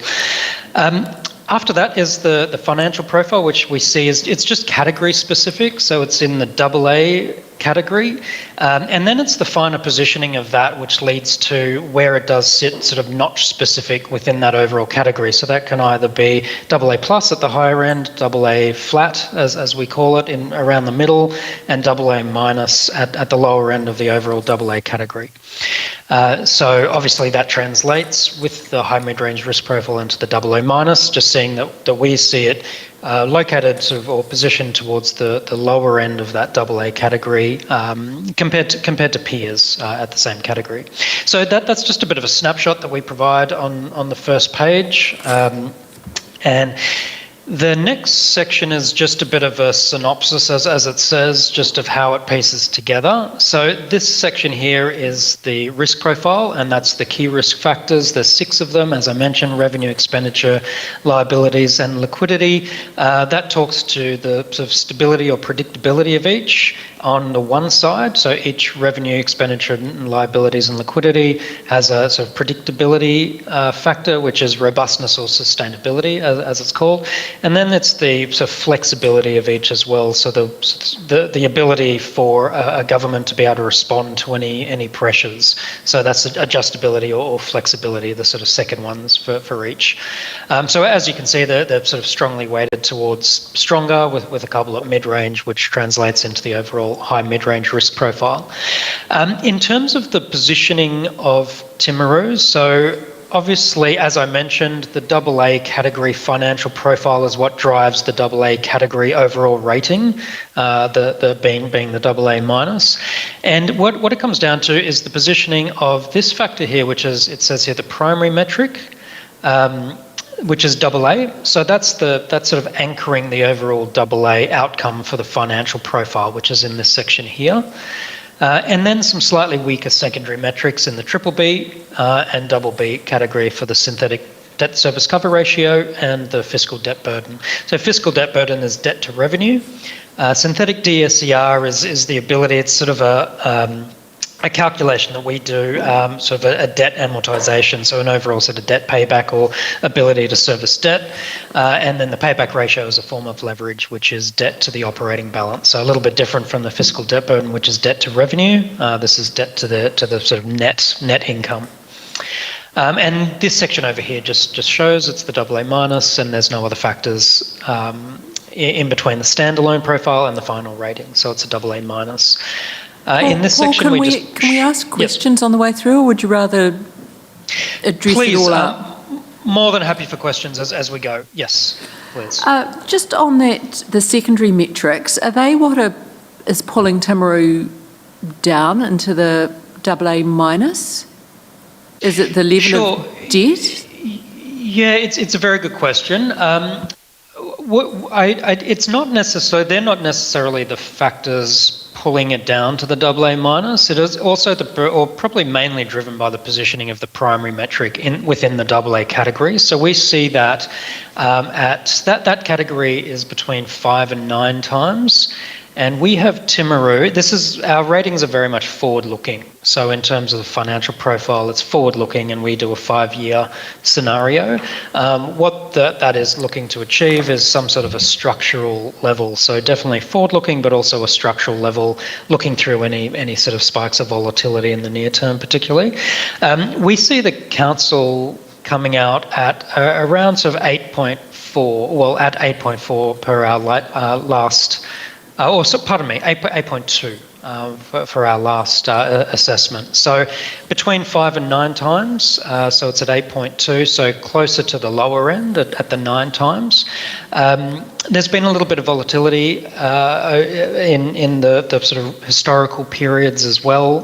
Noting again, our rating is forward-looking, or our assessment is forward-looking, but it did go up to sort of around 11 times and 10 times, but then it did come back down in 2025. So like I said, we don't rate based on sort of near-term volatility at all. So we want to get to more the structural level. So we see it as much lower than it had been in 2023 and 24, but then maybe sort of edging up a little bit as well, just to the weaker end of that category. So if in terms of a AA plus credits that we typically see will be closer to the 5 times, maybe 5 times or 6 times.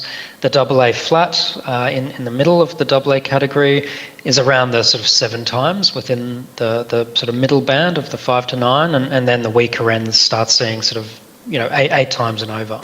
So Selwyn and Ashburton are closer to that 5, 6, 7? In forward-looking terms, yes, closer to the sort of 5 to 6 times, correct.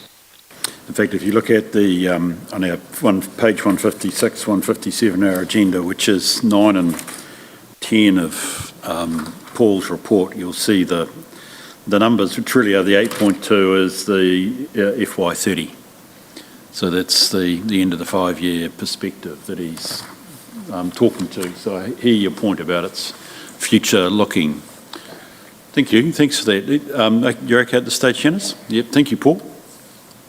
Sure. So, probably the main point of interest is on the financial profile. So I'm happy just to step quickly through the risk profile. We see that as quite stable. Like I said, we've got all New Zealand councils that we rate, 18 at the moment, at the high mid-range assessment for the risk profile. We do have a slight sort of difference in terms of the distribution of those, but ever so slight. We also do look at sort of positioning overall. So, one council might be a little bit stronger within the high mid-range overall sort of category, and one might be a little bit weaker. But Timaru, I wouldn't sort of call out anything in terms of positioning overall. I think it's very sort of firmly within the high mid-range category. So I can work through that quickly, or relatively quickly, and sort of get to the financial profile a little bit more if you'd like to hear a little bit more about that. This is the start of our risk profile segment of the rating report, just showing obviously the majority stronger there in the green. We do provide just a short write-up of each. So there are 6 factors, 2 for each of revenue, expenditure and debt and liquidity. I'm happy to, if anyone's got any particular questions on them, I'm happy to pause and answer anything. Otherwise, I could perhaps leave it to yourselves to read through that. Just on that, of course, yes. Just on that, Paul, I've got a question from Michelle, who wasn't able to be here, and it's regarding the revenue adjustability and the second paragraph under that, where it talks about our assessment of Timaru's revenue adjustability. And she's interested in that comment and what effect a decision to increase rates at a much higher or much lower level than our LTP will have on our credit rating, if any. She thinks it's important to understand as we consider our rate rises for next year through the AP process. Mm-hmm. So, is there a comment on that? Sure, absolutely. So I wouldn't say to that question particularly the ability to or the willingness to raise rates or higher increases than historical or than a planned wouldn't impact this the revenue adjustability at all. That's more looking at the overall structure. So we see in some systems that governments have a tax cap. So there's a legal cap in terms of how much they can increase taxes, which obviously we don't see in the New Zealand council sector for now, obviously, with no sort of rates caps for now. So that's what's driving the stronger assessment there. That can't get stronger as the highest assessment for each of those factors. So it can't get higher than that.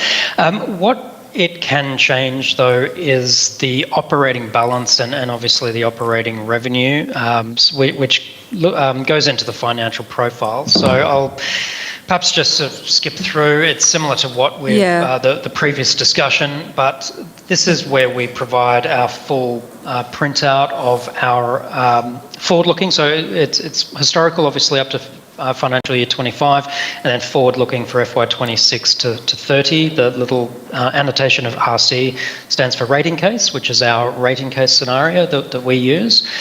This will have our assumptions built in also.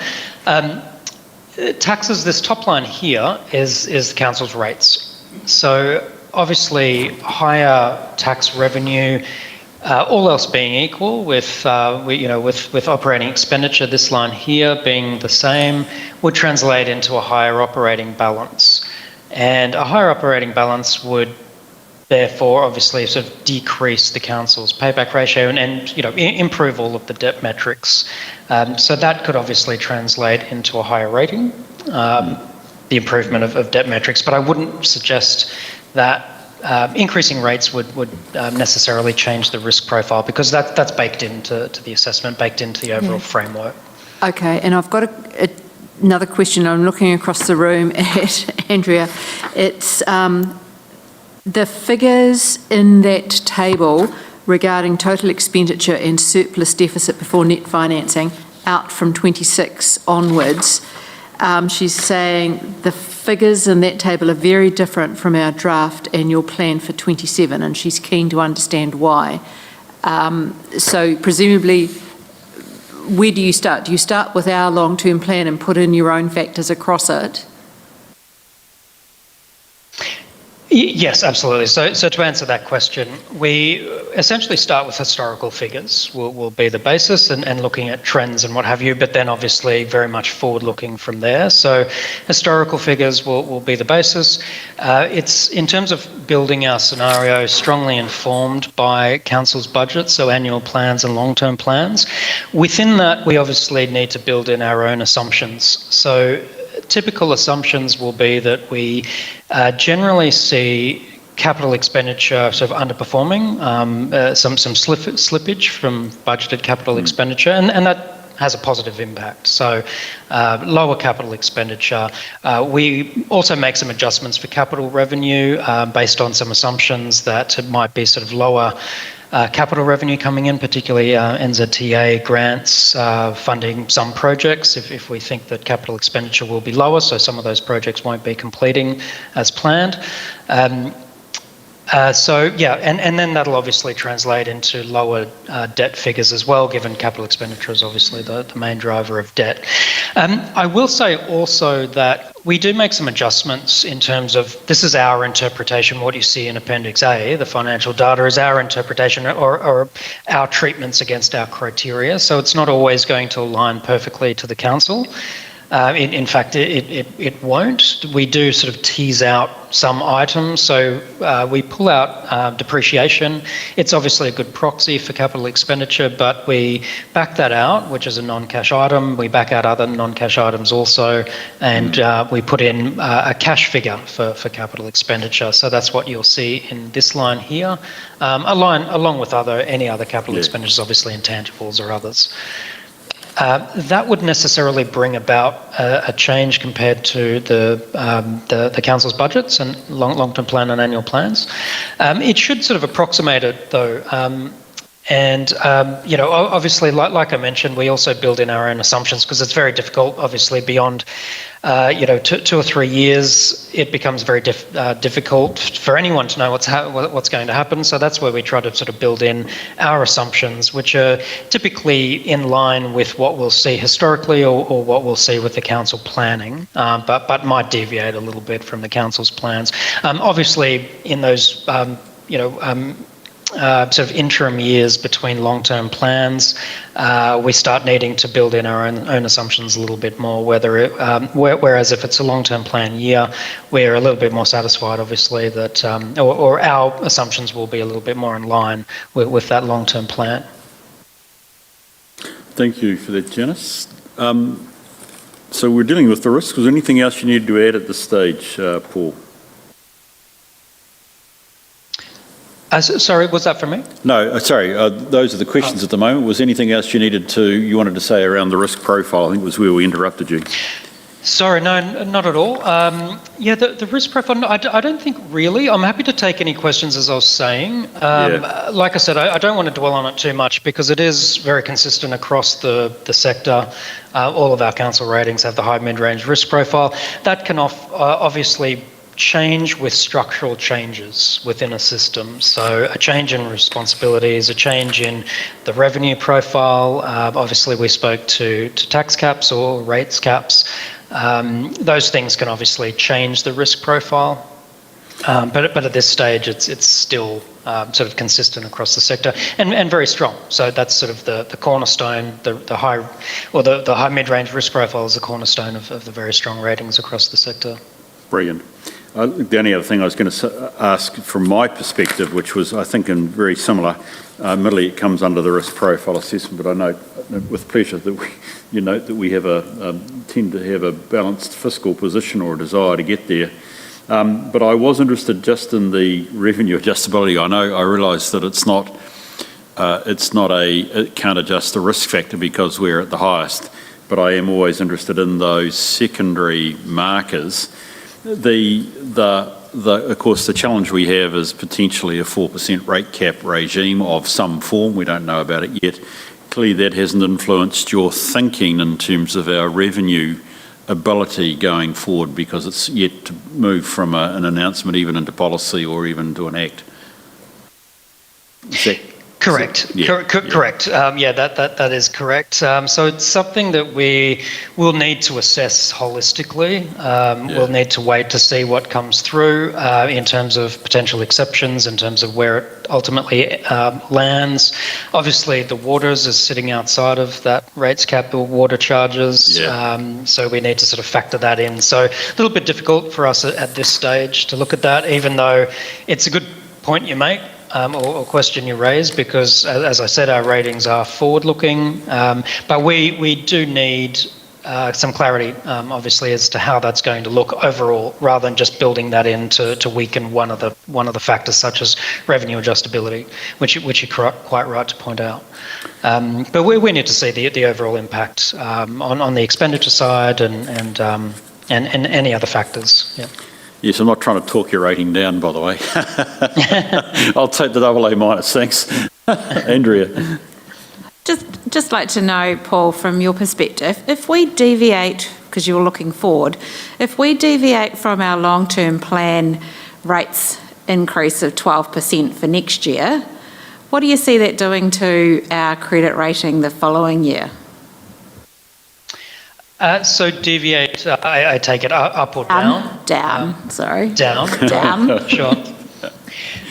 So I guess the answer is it depends on other factors as well. So that wouldn't, I think I sort of mentioned that it wouldn't necessarily impact on the revenue. Well, it wouldn't impact on revenue adjustability or the risk profile overall just by itself. That is more down to obviously structural things like I mentioned in terms of tax caps and the ability, the leeway the council does have sort of legally and theoretically rather than exactly what it's doing. So I'll just come down to this. It would probably affect the risk profile to some degree. So like I said, we look out 5 years, which was quite a long time period to look out. Like I said, we're looking more for that structural sort of level. So it's not necessarily, coming down to one exact number in year 5. That's very difficult to predict. But typically, we're wanting to look through any sort of near-term volatility, essentially, which is why we look out such a long period. We don't want near-term things to impact. And obviously, during the pandemic, for instance, where revenues were down sometimes and expenditures were up, across a lot of our council sectors or local government sectors, that's obviously a good approach to have. It allowed us to sort of look through that. So in terms of just 1 year, the next year, that might have an impact on the operating balance is typically what we're wanting to look at. It's the main driver. Obviously, operating revenue as well up here, but the operating balance is probably the main driver. It's the main driver of our primary metric, the payback ratio. So that's the net operating position on Fitch-adjusted terms. So if that were weaker, if the tax increase was lower and the tax collection was lower, all else being equal, that would squeeze the operating balance. It's difficult for me to say. It would be a question or something that we would discuss in our committee as to whether we think that might be some sort of a structural change and can affect things longer term. But we would typically need to look at what's the reason for that. Is that going to continue, and are there going to be any other changes, obviously, on the expenditure side, or including capital expenditures, which obviously impacts the debt? So, in isolation, just by itself, that wouldn't necessarily impact our scenario overall, but obviously we would be looking out for the full 5 years. At the AA minus category, there still is quite a bit of headroom for the council. So we've got it at 8.2, as I mentioned, down here in Appendix B. I've just got these highlighted. So at 8.2 and sort of averaging around, maybe 7.5 to 8 or so over the last couple of periods. So that's the figure that we'd be looking at, whether that would be impacted. But there's a bit of headroom up until the downward sensitivity in terms of the rating sensitivities, which sits at 9. So it could. I hear you. No, I think, Paul, you're being very crystal clear. So it does have, you're looking for the structural stuff. Stacey, you got a question? I understand where Andrea is going with her question. However, we will have significant increase in debt over the next 2 financial years with our large projects that we have on the go. So my question, and I think, Paul, you've answered it, and sorry, this isn't one of my strongest strengths, but when it comes to an operating balance that is, what's the word, deteriorating, Decreasing. like the impact when it comes to, you know, operating balance versus debt, our debt that is rising, I presume that is something that will impact our rating over the next 2 financial years. So even though you've forecasted it out 5 years, and I presume you've factored in those large debt rises that we've got coming, because it's off the LTP, which is what you were saying, Andrea. So you've factored in all of that, I presume, Paul, is my question. Yes, to answer that, yes. But not the rates capping, is what you're saying. Fitch hasn't started to look at that side of things yet until it's in legislation. Sure. Well, maybe I'll answer that last one first. That we have definitely started to look at it, but not so much incorporate it into ratings until it's actually received passage into actual law. But it's something that we're obviously starting to look at and starting to model as well, just to see what impact it might have. So obviously councils where we have assumptions where it'll be higher rate increases for longer, when obviously rate increases start being monitored over the next year or so, that's obviously where we need to look at a little bit more or give our attention a little bit more in terms of the impact there and obviously what can be done on the expenditure side as well. So to your other question in terms of debt, this is our debt and liquidity section here in our report, and please, I hope you have this report. If you don't, please let me know and We've got it, Paul. We've got it. You've got it? Great, Yeah. great. So this one here is, so long-term and short-term debt, intergovernmental debt, we have none. That might be debt from the central government. So direct debt is the line that we have for actual debt. So the core debt, borrowings from LGF8. This is what we have modelled. So this column here is FY26, so it's up to 265 and then 285 in FY27. I think you mentioned the next couple of years. And then we obviously net off any cash balances, which is unrestricted cash, which is this line down here, and which is the net adjusted debt, which is this line. And this is the important line. So the primary metric is the payback ratio. That is the operating balance, as we've mentioned, and net adjusted debt are the 2 key inputs. So this is our forecast. This is based on what obviously some assumptions we build into delivery of CapEx as the key driver. Obviously, some capital works are covered by operating cash surpluses. But this is you can take have sort of a clear picture in terms of what we're expecting on the capital expenditure side up here.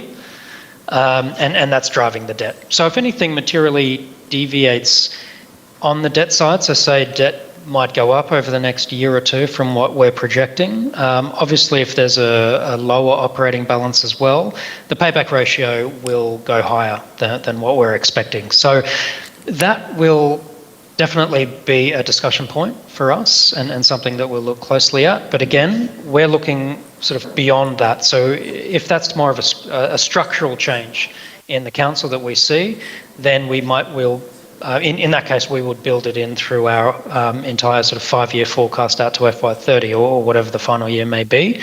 If we see that it's temporary in nature, then that'll sort of be normalised out across the latter years of the scenario. It's Nigel Trainer here. I think the trick here is the next LTP in terms of it'll be quite a significant change for council given that it's got a water service organisation which will have been set up, so the balance sheet for the TDC will be quite different. Also, the regulatory environment will change, and which means that this next LTP is quite a major piece of work that we've got to do to really keep the TDC in sustainability and in check. So I think that at this point, there will be a significant change required in what it looks like from Fitch's analysis. Absolutely. And I think equally, one of the things, and Paul's is why it's been great, you followed up after your previous meeting with us in December, is we've got, I guess hopefully as a committee, a much stronger sense of actually the importance ultimately is going back to your point of LTP decisions and actually their impact in the medium term, which is where Paul is looking at, that it can affect. And I think we've got some sense of operating balance versus net debt start to change with that, and again, subject to the considerations that the crowd like Fitch take into account, it could affect, and we can work out pretty quickly which way those go. Reduce the operating balance, increase your debt. If it's long term, you might want to start thinking about what it's going to do for your credit rating. Equally, go the other way, and it might be beneficial. So we've got some really good. Yes, Scott. Sorry, I was trying to summarise up if you could guess there, but another question. You sure? You're welcome to ask it. I mean, we've got Paul here. He's a great resource to have on board. I'd rather you asked it than not. Thank you, Mr. Chair. It is a bit of a rocky question, and you can't see this from your end, perhaps. Point number 11 on our report, where it says that one council can look to optimise its credit rating relating to the maturity profile of its investments. Can you help me understand the point of cash versus lower debt, for example? What is the point of having cash if debt is readily available, and would cash be better utilised to lower debt, and how does that change the profile at all? I wonder if we should ask Andrea to answer that first. That's in her paper, and then Paul may choose to have a response. Andrea, have you got a point you'd like to make there? I think with your credit rating, that determines what interest rates you pay as well. So the better your credit rating, the lower interest you pay. But in regards to your question around, how much cash do you have in your bank, it comes down to, I guess, where we're at in the life cycle of programs. We have at the moment about $18 million in the bank. We keep that there purely because, yes, loans are readily available, but the process to actually get the loan is not overnight. So if I have some large invoices come in, unexpected invoices for whatever reason, then to actually borrow money from LGFA is actually not instant. We don't keep any more than that in the bank. It's more from historic figures. We've actually just settled it around that 18 to 20 as a backup. Okay, fine. Paul, was there any... Oh, sorry, Nigel. Oh, sorry. Look, thanks, Paul. I really enjoy this side of things. I mean, it's interesting. It's such a dynamic situation at the moment, and, rates up and down, yes, those are decisions that are in front of us for the next couple of months, but it's so not as, simple as that. We could, in a couple of years' time, have a amalgamation. We're moving debt to water company. We're looking at strategically ownership of our assets. Are we optimising revenue from them? And that in itself could be really positive. Imagine if TDHL are paying us a, significantly increased dividend as an example. So there's, it's just so fluid, isn't it? And obviously the 5-year outlook is important, but I certainly don't think the fact that we're investing significantly in infrastructure and taking debt is to be seen as a negative, and I think there's lots of balancing in this. But it's very interesting, and I thank you for making your time. Really appreciate that. Thanks for that. I feel like, Paul, I did offer you some comment. Was there anything you wanted to say to that original question about cash versus debt? cash in the bank versus debt? Sure. I could just mention that we've got quite a positive view of the liquidity profile of the council sector. Obviously, LGFA is a big part of that. We don't have material concerns. If there were, sort of changes in sort of cash management that created some liquidity concerns, then that could obviously weaken our view.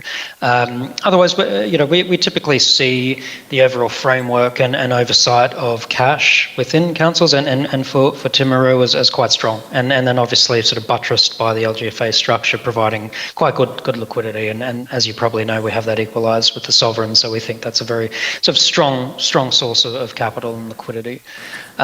So it's not so much that if more cash were held by the council, that would have a particular stronger impact on a rating. It obviously, it's not a bad thing, obviously from a credit perspective. Obviously more liquidity, the better in some ways, but we also keep a realistic view that idle cash sitting on the balance sheet that might be higher than is necessary, may not be the most efficient use of the council's resources. So we definitely take that into account. Thank you, Paul. Right, folk, I think I do need to close the discussion. It's been really helpful, Paul. As I said before, your initial comments last year to us at our December meeting and now being here with the actual rating, that's really helpful. And Nigel, to go back to your point, Nigel, obviously LTP is going to substantially change things, but we again have at least the basic, for us, core understanding of how the Fitch rating works, which is really useful. So Paul, my gratitude also that you were able to beam in today. Look, the resolution in front of us is that we receive and note Paul's report, Andrea's report, along with Paul's rating, which is grateful to both. I'll move it over. Seconder, please. Thank you, Janice. All those in favour, please say aye. Against, it's carried. Thank you, Paul. Appreciate that, mate. We'll let you get on with your day. And wonderful. Again, thank you for being here, buddy. Appreciate that. Thank you for having me join. Appreciate it. Enjoy your day. We'll do that, mate. Thank you. Bye-bye. Righty, folk, we need to keep moving. We're still in open session, and I want to bring us back to 6.8, which is the confirmation of the audit confirmation for 26-28. In other words, their plans, including 2026. And I think we have Rudy here. G'day, Rudy. And I think I saw Monique, but she may have gone. G'day, Rudy. Good to see you here. Hi, Bruce. So look, is it you, Stephen, or Andrew? You're going to start us off, and perhaps Rudy may have some comments you'd like to make. This report is just to table the audit 2026 to 28 and the audit plan for 2026 for your discussion. Mr. Tomlinson or Ms. Kruger may want to speak to it and answer any questions you may have. Brilliant, thank you. So just to be clear, we've got essentially a proposal for the next 3 years, but a fee for one, given the nature of the changes that are coming on. We've got on page 103 the actual plan for the coming audit, which is useful. And have I got anything else sitting there? There was a third one. No, that's it. Yep, that's it. So, Rudy, is there anything you'd like to say at this stage, mate? Yes, thanks, Bruce. You're right, at the start of a new triennium, there are a couple of key documents. One is the audit engagement letter, and then there's the audit fee proposal. The audit engagement letter was dealt with by the committee at the previous meeting, so we just have the fee proposal to go, and then the audit plan is a draft document that I'll basically just talk about some of the areas we intend to focus on, and if there's anything else that the committee thinks we should have in the letter, now's the time to actually say that, and then we'll consider whether that can be accommodated or not. The fee proposal, in the first instance, basically reflects our view of what it's going to cost to do the audit for the 26 financial year. It's been set for 1 year only because of the impending changes. We have been allowed one adjustment by the Auditor General, which is a 3% inflationary increase. The fee proposal contains some additional hours. I've split that out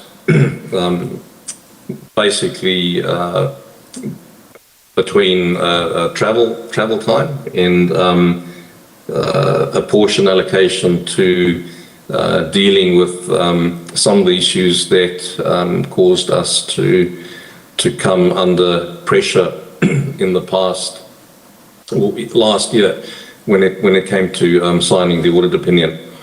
Just from the additional hours, I have agreed with the Chief Executive that we will have an open book exercise for those. So if they're incurred, they'll be charged. If they're not incurred, or a lesser number is incurred, then it will be the lesser number. Just talking about the travel time, so probably 90% plus of our audits, we either now do fully remote or very much remote, with a targeted visit to council of maybe 1 or 2 employees or staff, where they have to maybe look at some sensitive information.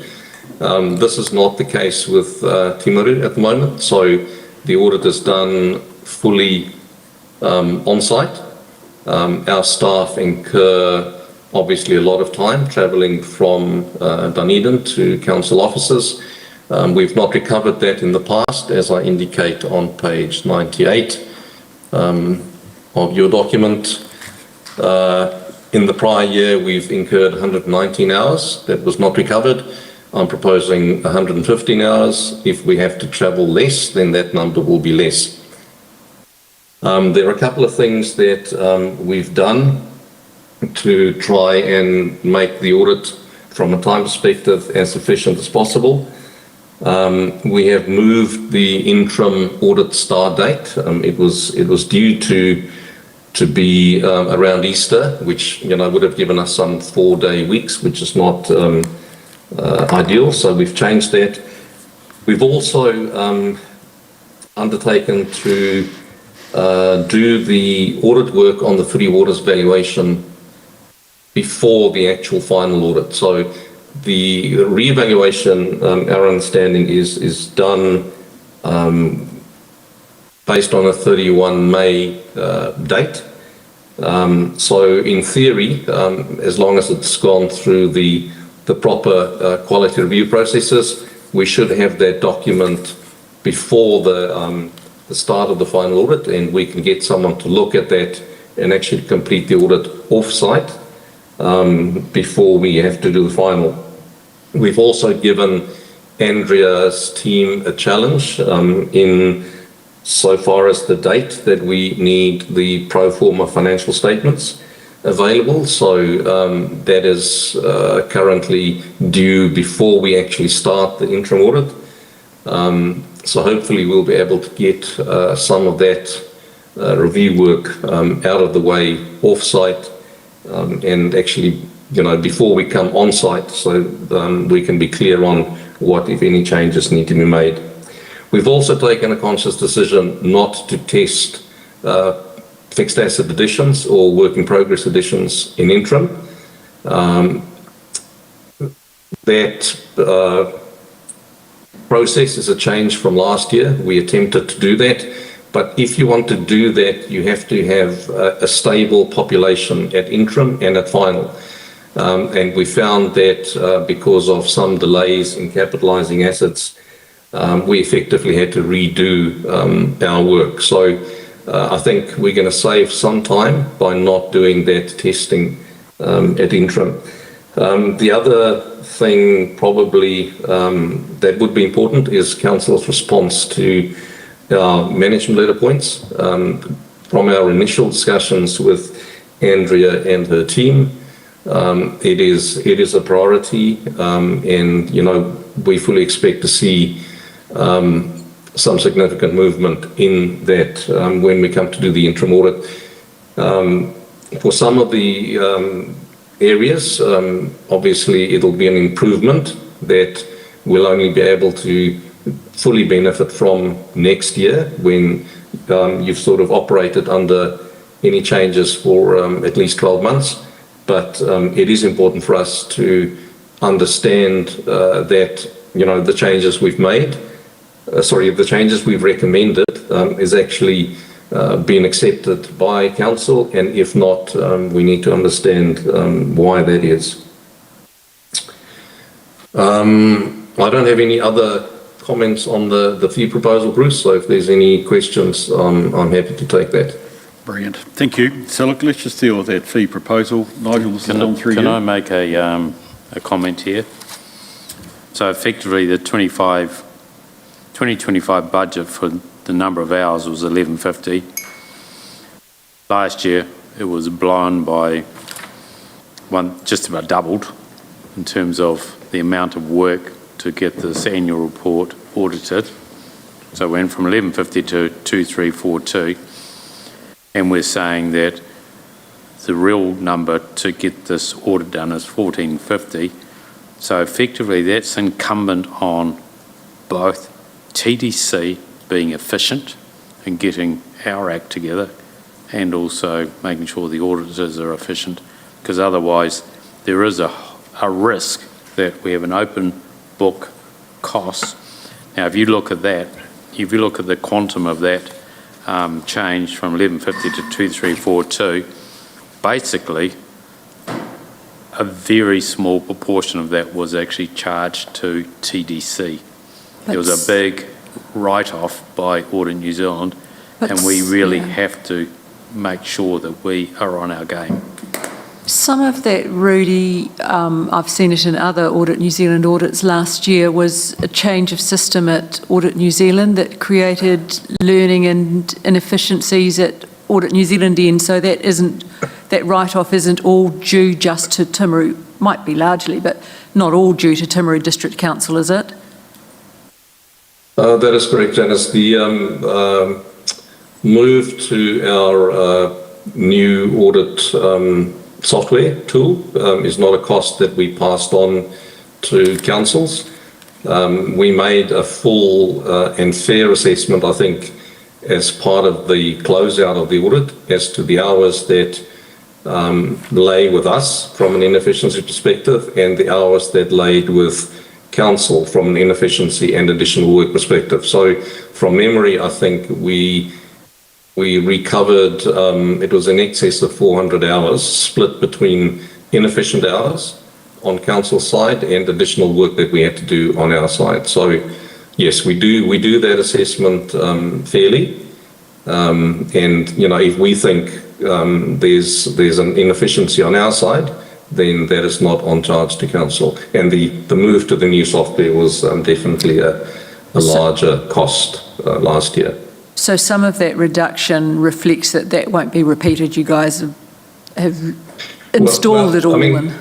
Yeah, so part of the complexity, the new audit software requires council's trial balance to be loaded into the system, and then there's some mapping that happens after that. Council's way that the trial balance is set up proved excessively challenging for us. Getting to a process where we could say, okay, we've got the income statement and the balance sheet mapped, and they actually work and they balance, that was fine. It was when it came to actually mapping the individual notes. It's an extremely complicated system that I think goes back to the quality of the FMIS, which we've spoken about, that caused us, I think it was weeks worth of work where normally, it should take 2 or 3 days. So any changes in the chart of accounts will reintroduce that complexity. So I know there's a change underfoot to move to the cloud. I don't expect the actual chart of accounts to change, but anything that's changed in that sphere will have us incur additional cost, and I will see that as council inefficient cost and not audit inefficient cost, because we've been through that exercise in the prior year, and we've absorbed the cost relating to that.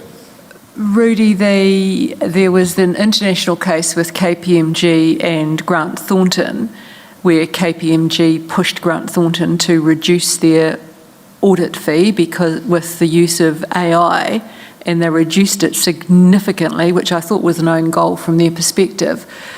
But have you factored in any efficiency from the use of AI and systems, etc.? To the extent that it is part of the process, yes. We've definitely gone to, when it comes to checking the financial statements, there's a financial statement checker that is now available. But we are fairly limited at the moment as to what we can do with AI, given the fact that, we deal with sensitive information, and it's not a case-by-case basis at the moment. So we take our direction, to a large extent from the Auditor General. Right, thank you for that. So what I read out of this is that we're baking into the fee proposal this year, Andrea, effectively amounts we've been paying over the last 2, 3, 4, 5 years, which is the fee. I must confess I'd love to say that we take the 362, reduce it by 38 and incentivise you. Years ago when I was the auditor of Aurora, if I delivered the audit on a certain day, I was given fish and chips with oysters. If it was a week later, it was just fish and chips, and if it was a week after that, it was just chips. So I'm going to suggest that actually we should incentivise you to see that the 38 doesn't become reality, but I think in a sense we've got to play that game. Given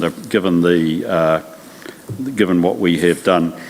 So look, I'm prepared to accept that. Rudy, I know that you and I had a discussion originally about the remote working, and you accused me of being an old auditor, actually old-fashioned. I'm open to the fact that you do this as much as you can remotely, but I think the reality of it is we also recognise the value of actually face-to-face working when particularly we are dealing with matters that require, let's use the word negotiation. So I would actually welcome you optimising for your staff's benefit, let alone our cost, working remotely if you can. But if remoteness comes in the way of getting the audit done efficiently, I am then challenged by that policy. So I think at this stage we're going to move on with this fee where it's at, recognising that we're going to report. And Andrea, we've got a wee paper from you.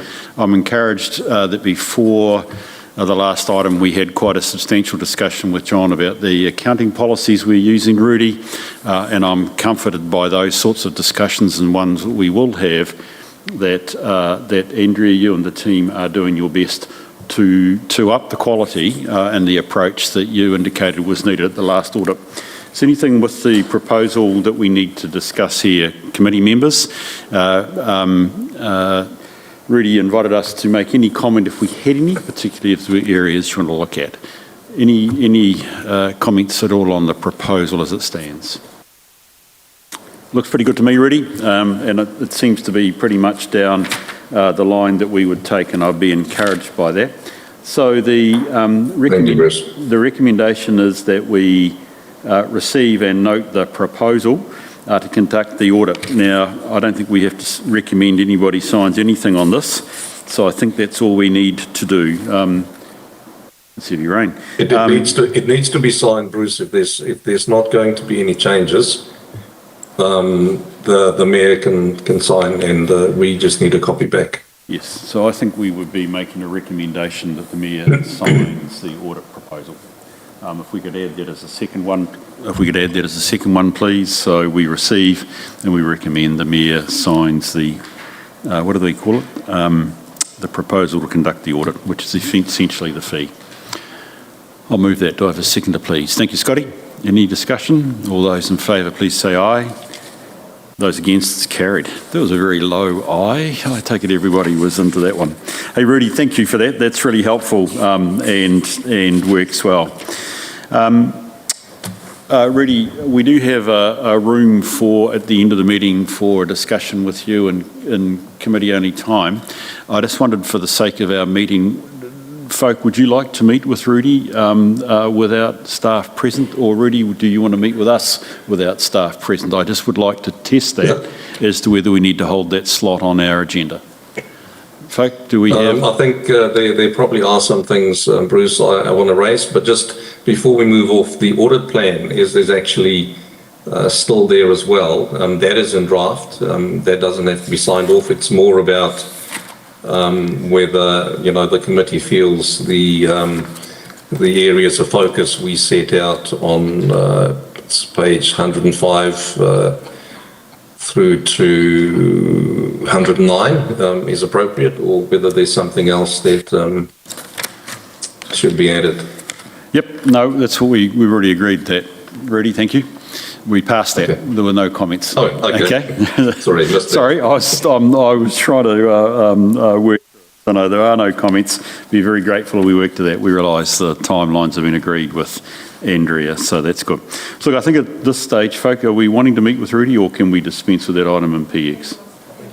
To meet with us. Okay, well, Rudy, we'll give you a call. You're welcome to stay online. We'll give you a call when we're ready. It'll be later this afternoon. Okay. I'll wait for the call. Okay, Bruce. Thank you. Thank you very much. That puts us to 6.9, which is the project plan outline. Andrea? Nope, it's me again. Steve? Yep.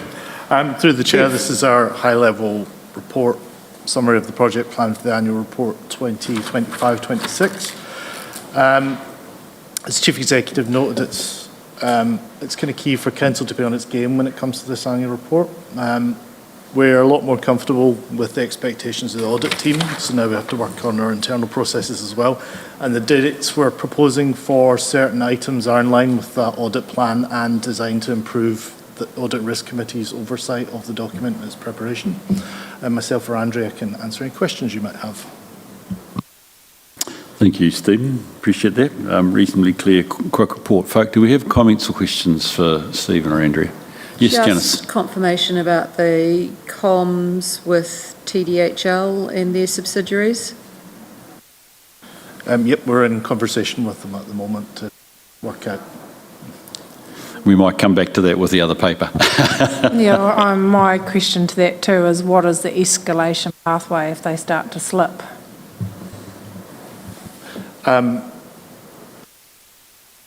We're aiming not to, the dates do you mean, or with TDHL?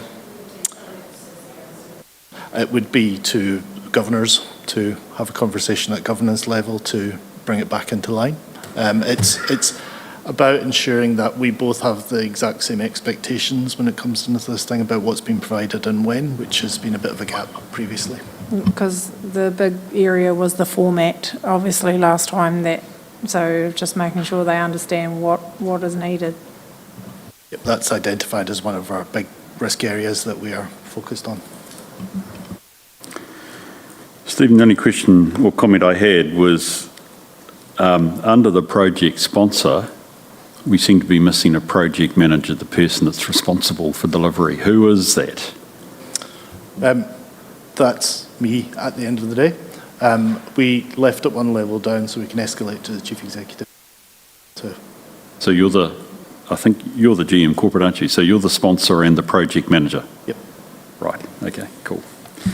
Thank you. Okay, and...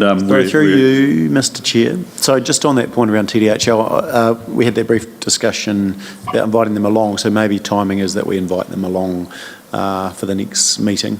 Well, look, I'd be very happy. Look, it would be conventional, Nigel, that particularly in our October meeting, where we're going to consider the annual report, Rudy's comments, etc., that we would meet with TDHL to understand how their audit has gone, because they're the results that we're incorporating into our group accounts.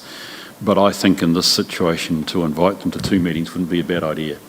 So a friendly chat in June would be a great idea, to know that we have got the conversations you're having at the moment, Stephen, lined up, so that actually by June it should be all hopefully tickety-boo, and we have got no problems. so that in fact when we catch up with them in October, it's just a straightforward, hey, yeah, look, it's gone well, we've got a clear audit, or these are the key matters we have considered, etc., and we've rolled in.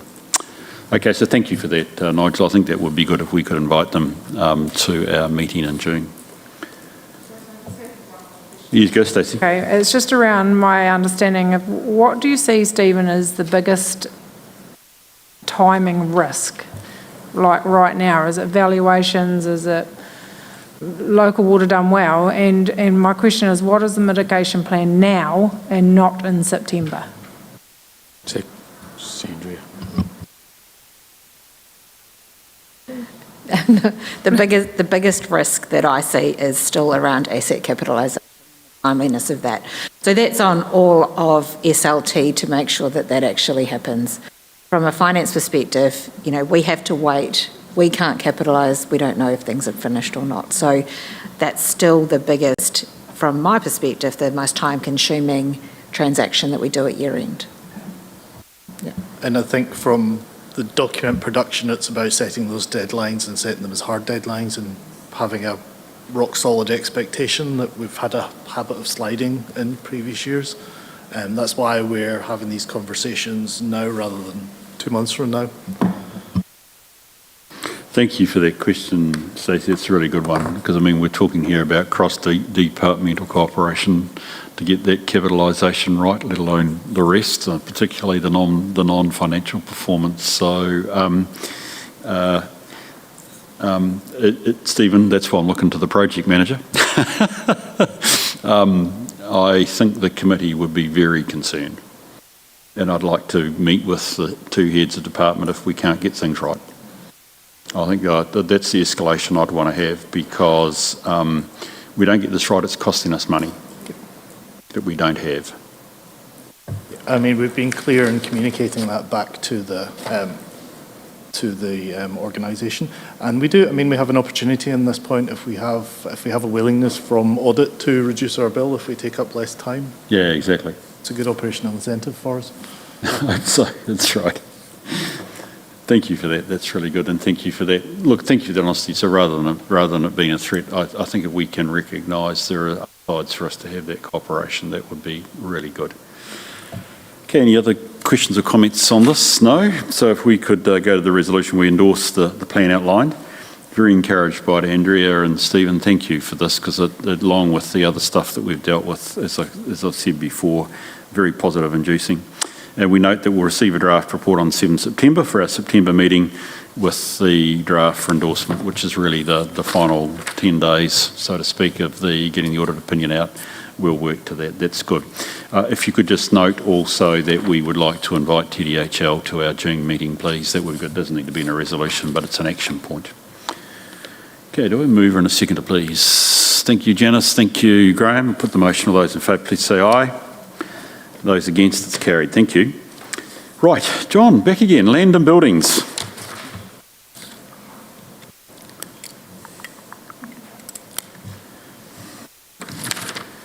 John, the salient points, please, and we'll consider it then by committee. Mr. Chairman, I think this one's a quite straightforward report, so I really will take this one as read. And open it for any comments, discussions or questions. Thank you, John. Appreciate that. By the way, no problems. I was very thrilled to have that good discussion on accounting policies, but thank you also for your recognition of my need for brevity. Folk, do we have questions on this for John? So it's a bit of a follow-up to some of the conversations we've had, but if I've understood it correctly, in effect, we're carrying on with the existing policy around no valuations. In other words, we're still using deemed cost this year, and you're doing a full list of the investment properties, which makes sense. We've discussed that before. Is there any comments or questions from folk on this paper? That answered my question around staying with deemed cost. But my question to you, John, is what is the estimated cost or resource to do a full revaluation and prior to period adjustment? So, like, have we actually looked at what that would cost? Okay, that's the end of that question then. And I just wondered too, with if that many assets shift to investment property, which I understand what they would be now, how will this committee ensure consistent rules are in place as such, and there's no gaming outcomes? Like how do we, who's actually assessing that and making sure, is that council, is it this committee? I just was confused who's actually responsible for that. Yes, Mr. Chairman, through you. So the initial assessment would be between property and finance, which basically means Davina and me, to review each of the individual properties and weigh them up against the accounting standards, because that's the measure. This is not just us making a judgment call, it's looking at the criteria and assessing those. And Audit will audit them, and almost certainly, because there'll be a substantial change, we'll pay more attention to them than they might have done in the past. But every indication is, and Mr. Chairman, you might have better knowledge of this than me, but it appears that this has been occurring up and down the country anyway, that they've been asking more questions about investment properties and the definitions of them and where properties are lying. So it feels like let's get ahead of the game on this before they ask that anyway. There will be some internal resource, but it's basically just our time. Then the revaluation of the properties themselves. Of course, we currently revalue the investment properties. So I apologise, I don't have the number in my head as to how much that cost, but it will be just scalable. Yeah. And I'll add more to that. So when the full list of investment properties, that will eventually come via probably strategic committee and then on to council, whether we decide to sell some or not. But also there will be properties that we don't have investments that again may come to that committee if we just decide to dispose of them as well. And if they're decided to be disposed of, then they become assets for sale and they get recategorised. I was going to reflect that in terms of your question about me having more knowledge. I don't, John. I have very little knowledge. But actually, the reality of it is investment properties, A, is right, but B, the point that you're making, that the asset to sale category is the key area that I've seen elsewhere around the country, particularly coming into the account preparation and audit. Okay, that's good. Thank you, Stacey. Appreciate that. Any other questions or comments? Okay, so we've got the resolutions on page 126, which is, as I said before, we note the paper. Thank you, John. And do again appreciate the fact that we're taking time to consider these things. We won't revalue this year. We're continuing with the existing arrangement, but you're going to be doing the work with Davina over the investment properties. So I have a mover and a seconder, please. Thank you, Janice. I'll second. All those in favour, please say aye. Against, it's carried. Thank you. Well, that was such a low energy aye. Where are we up to? Oh no, John, we've still got you, have we? Oh, we've still got you. Yeah, we have. Sorry, I was trying to get to near the end of my ordinary meeting because we've got lunch there. Not quite, we got just enough to lunch over the strategy. Can we deal with you quickly over the group reporting, because we've been talking around this and at it, so let's deal with it. Yes, I'm sure that Justin's stuff's way more interesting than my group reporting. However, the group reporting has been raised over a number of years internally and specifically by Audit, as we know, and therefore we felt that this was important that we clarify and put in a more determined position the process that we believe should be undertaken in terms of group subsidiary reporting. So I know that the focus is generally on TDHL, but the aim is to generalise this so that if there are any future CCOs of any sort, that they would come under this process. Previously, we have discussed it internally, within the group, rather than seeking formal agreement by council that the process should be followed, and that has not really succeeded, to be blunt. We know that last year we gave them, well, you've seen the attachment, we gave them a comprehensive list of things that we required, we agreed a time frame, and the subsidiaries did not deliver to that time frame or the list of requirements, which substantially added to the internal work that we had to do and delayed the completion of the group audit, and made it the time pressures increased substantially because they increase exponentially as you get towards the deadlines if you haven't received the information, because you're then going back to them to seek more information, to seek clarification, and that whole process becomes quite difficult. So hence the recommendation that this actually be, that this committee recommend to council that this be enacted, and that the next paper would be to council for them to say this is a requirement. I would note, based on your previous comment, that comments have been made previously that the subsidiaries do not report to this committee, that this is considered by them to be a council committee. My personal belief, and this has been discussed without being agreed, is that this actually should be the Group Audit and Risk Committee, and therefore that there should be group responsibilities held by this committee. However, that is outside the purview of either this recommendation or my personal, any authority or anything that I have. So I'm going to throw that in and for the discussion point.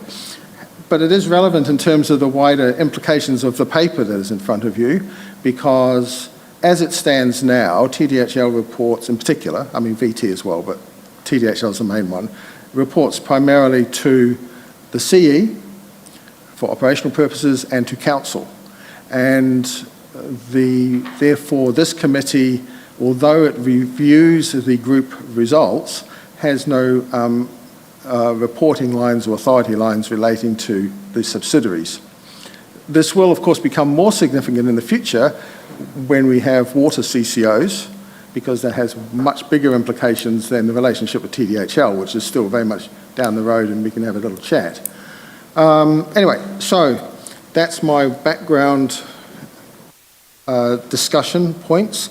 I believe that the need to enforce the requirements is significant and important, because previous years the more relaxed approach has simply not worked. And I don't think either TDHL or us would agree that it's worked. That it's clearly not worked. I believe also that this will require a change in perspective in how the subsidiaries report their information, their own financial reports, and the prioritisation that they're given. In other groups that I've worked for in the past, the priority is on group reporting, not on statutory reporting. And the statutory reporting is subsidiary to the group reporting. The group reports should be audited, so therefore there are audit implications for that. And then there's also the need to recognise that because of the timeframes involved, the final full, every I dotted, every T crossed report would not be available for inclusion in the annual report. The implications of that are that there needs to be, would therefore need to be a reconciliation from the group reports to the statutory report, and any differences would be encapsulated in the following year's outcomes. Almost certainly these would be utterly immaterial. And we have to recognise that materiality is the key to us delivering the sort of time frame that audit want us to deliver and that we want to deliver. We should not be trying to get perfection in these reports, because that is what takes the time. And that's just my practical experience from far too many years of working in group environments.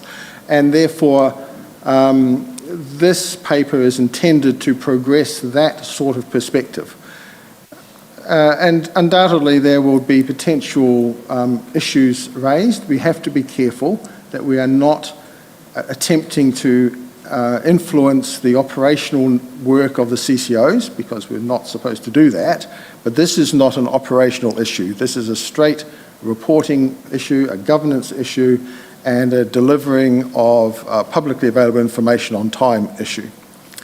Thank you, Mr. Chairman. Thanks, John. I just wonder if I could make one very quick comment in response. One is, I've never, and I can be, obviously I need to be corrected, I've always thought we have a responsibility for group accounts, because actually our responsibility is for the annual report, which I've always prepared on a group account. So I think the fact that we haven't met TDHL is actually more an omission of our committee rather than a TDHL issue. the operational aspects do not need to come to this committee unless that was agreed to by council. I'm happy it goes to council, but we are responsible for the accountability of Timaru District Council, and they are group results. So I don't have any trouble dealing with this, albeit I appreciate that in effect we're needing to respectfully reset the relationship around group reporting in the way that you've said so capably. Do we have questions or comments for John here, guys? Seems reasonably straightforward. It goes to council. We do a very respectful request through you, Nigel. I get that. That's good. And then we meet with them in June. Makes a lot of sense. Yeah. I just had one comment, and it's around the second resolution. And I don't disagree that what they provide us should be audited, because that makes it easier and clearer for you. But is there some benefit in you getting, as soon as they've got a first draft, you sort of understanding what it is that's coming, rather than just waiting for it to be the audited figures? Because if you're just getting the audited figures, you might be waiting some time. So I don't disagree with the resolution. I'm just talking about the practicalities. We do get the draft set of accounts to use in our consolidation as a starting point. And last year there were not a lot of changes between the draft versus what their final was, but it wasn't from a group perspective. They were produced from a TDHL perspective, and then you've got the differences with the revaluations and the subsidiaries that they have.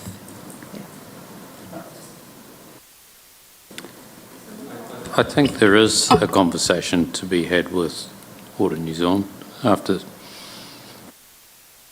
decades of being a CFO. And I'll try and choose my words carefully. We do get into this situation of perfection, and maybe that's what we've got to have a conversation. Not mitigating the issue you've got of TDHL giving us tiny information, but we've also got to think about the materiality and the perfection side of it. And recognising the materiality is different at group level than at the subsidiary level. I get that. The other thing is, John, I just would note, I don't think it's our role to instruct the auditors. I think it's actually to instruct the group. In other words, and they should be talking with the auditor. But anyway, it's neither here nor there. I can read it both ways, so I'm comfortable with that. Any other questions or comments, Stacey?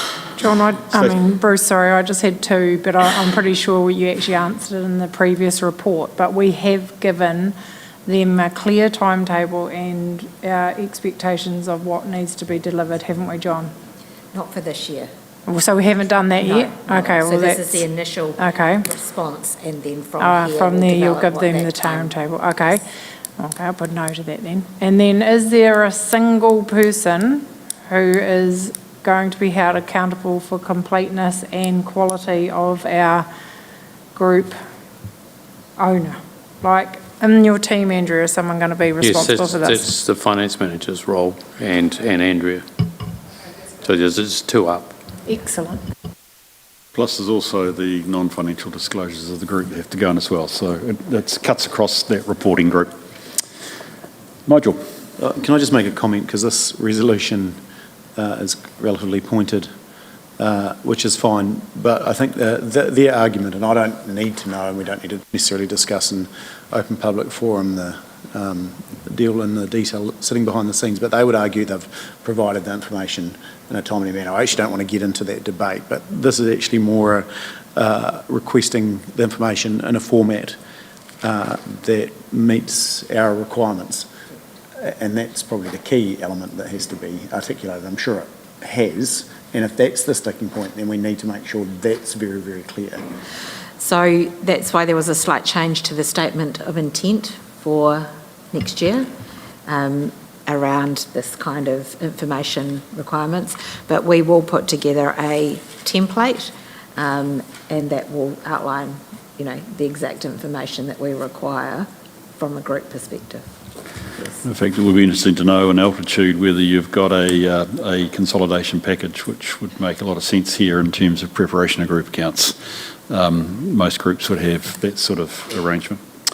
Okay, we've got a recommendation here that we we say it's required, but I think it's a fair point that we have got group responsibilities and the time frame, but also that we basically discuss and communicate as been discussed here with the group about working with the auditors to provide us with final information as well. Do I have a mover and a seconder for these motions? Thank you, Scotty. I'll second it. I'll put the motion. All those in favour, please say aye. Those against, it's carried. Thank you very much. Right. Thank you, John. Appreciate that. It's been a big morning with you, mate. Well done. You've survived. Right, we are going to have to, I think, have a break. You've done well. It's 20 past.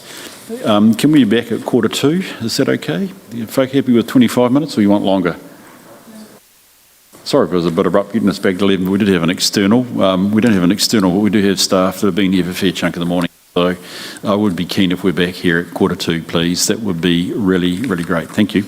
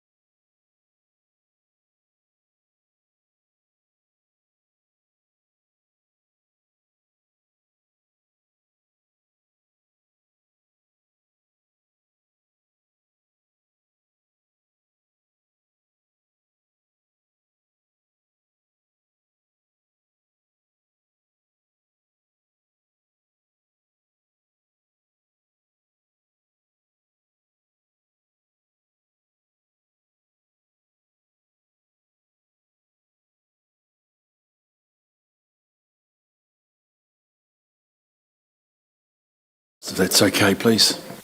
Ready to go, are we? Brilliant.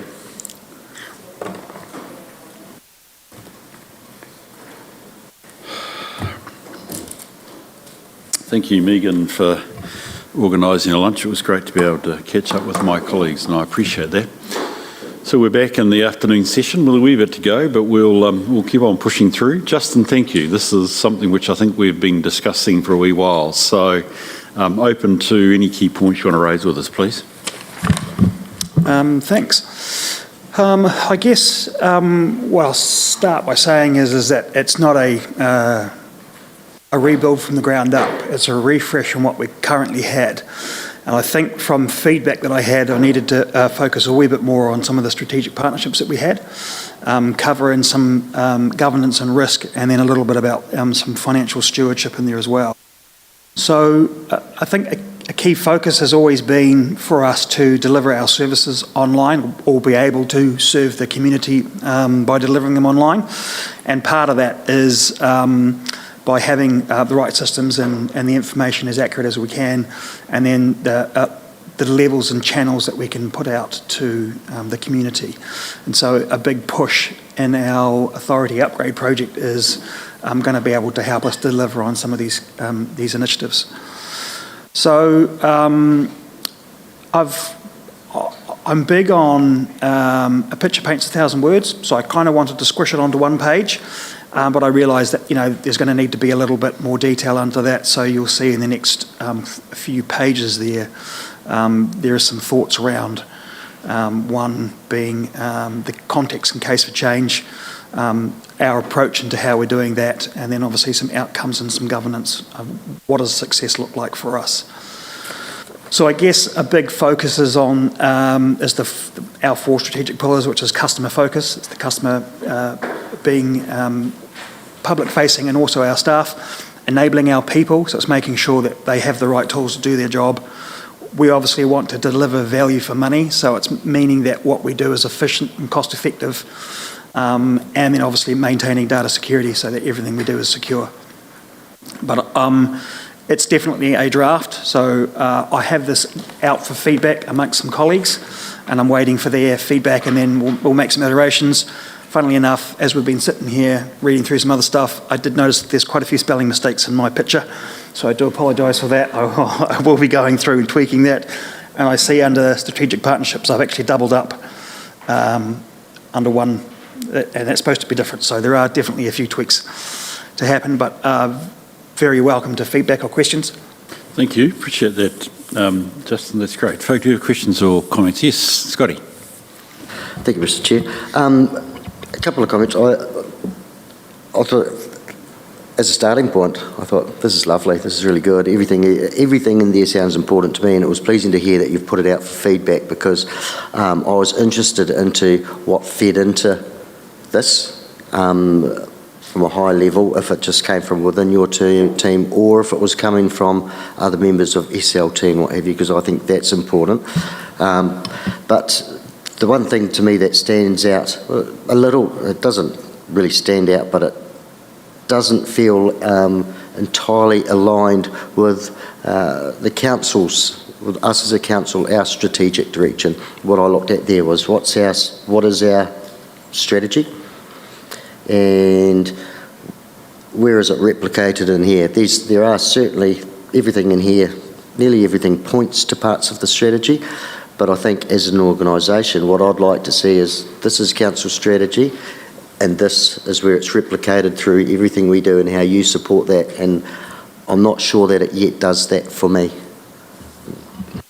That's great feedback. I can definitely go back and have a look at the 4 strategic pillars council has, and then join those dots. So more than happy to do that. And I agree that it does definitely need some more external feedback.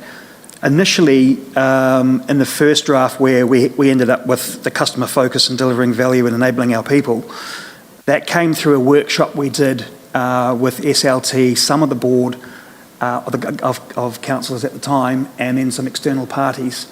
And so we did a workshop and worked through that. And some of the stuff that we've done in SLT has fed back through in terms of the prioritisation and some of the project work we've got going on. and some of the feedback and themes that were coming through, especially around the governance and risks and strategic partnerships. But yeah, no, it's definitely a draft first stage, but I think that's good feedback. Yes, I do. We do need to look that back. Thank you, Scotty. Yeah, Jess. I think that's an important point. It's key to be able to see how this aligns with and supports the council overarching strategy. Michelle left a comment. At a high level, this looks good.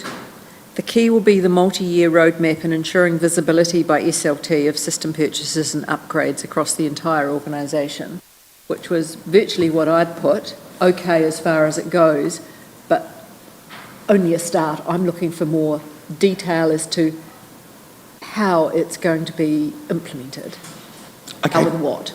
How and what, okay. Yeah. I think just to build on that too, I had a very similar, it talks about the multi-year roadmap, but, what are the top 5 initiatives? That I had things like that. What will the indicative costs be and the sequencing? And is there any that will depend on each other? And I know that will be your next steps, but yeah, that detail will be really important. I presume that's your next steps, is doing that? Yeah, I can provide more detail. I didn't know about doing a cost breakdown. I suppose in some of the strategic stuff, some of the high-level stuff, like a cost estimation, no, we could probably do that. Yep. I'm wondering if that's going to go into the strategic committee, because we've got a lot of those things in place now in terms of tracking that, and then talking about in the continuous improvement, you'll see a lot of our roadmap that comes out, what we've got planned. So I have all that data. I can collate that a bit more and put that in if you'd like.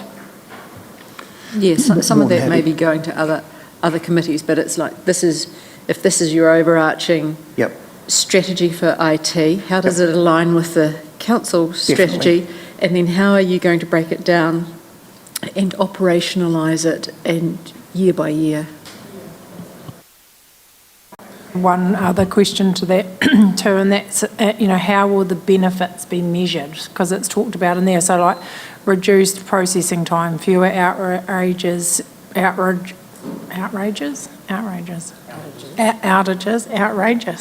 sorry, I haven't been drinking at lunchtime. Security uplift, like you improve customer satisfaction that you talked about, but how will they be measured? A good point. Some of that will come down to the actual units themselves. So obviously, a lot of what IT does is provide the framework and structure for the units to operate on in terms of their day-to-day. So I'm just thinking back to one example of an improvement we made with a report we did through finance. We worked out how to save, I think it was 3 or 4 days in a month on a particular process, because we found a better way of doing it, I guess. In part of our authority upgrade to altitude, we are going to be looking and analysing some of the very large processes we do from end to end and doing an efficiency review on that. So we should be able to come back with some concrete figures around, time saved, because a lot of that is about, the software's changed a lot since we first started using it, and it should be, we've been told that there'll be a lot of efficiency gains because we're not doing the latest and greatest way of doing X, Y, Z, but we'll bring some of that back, and so we should be able to identify that. I think that's a tricky thing to do, because if you we did the last internal audit on the LIM process, LIM process, we're probably ahead of others with the systems, but it's sitting on top of databases that are probably not as good as they should be, and the system was designed to actually create efficiency but also to improve that database. Our database hasn't 100% been improved yet, so you're still stuck in this rat treadmill where we've got to try and get out of that. Like that LIM says, there's 19 departments are involved in producing a LIM. And at some point you've got to go, stop. press the button and there it is.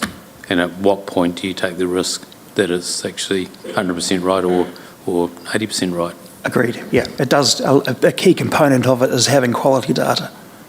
The reason I asked that is because it's written in here. Benefits, realisation tracking. I just wondered how you'd do that. Yeah, I'll buy it. So yeah, I think, I mean, I can give, I'll be able to give specific examples and bits, but in terms of, in general, it is a tricky thing, but I'd like to come back with some examples.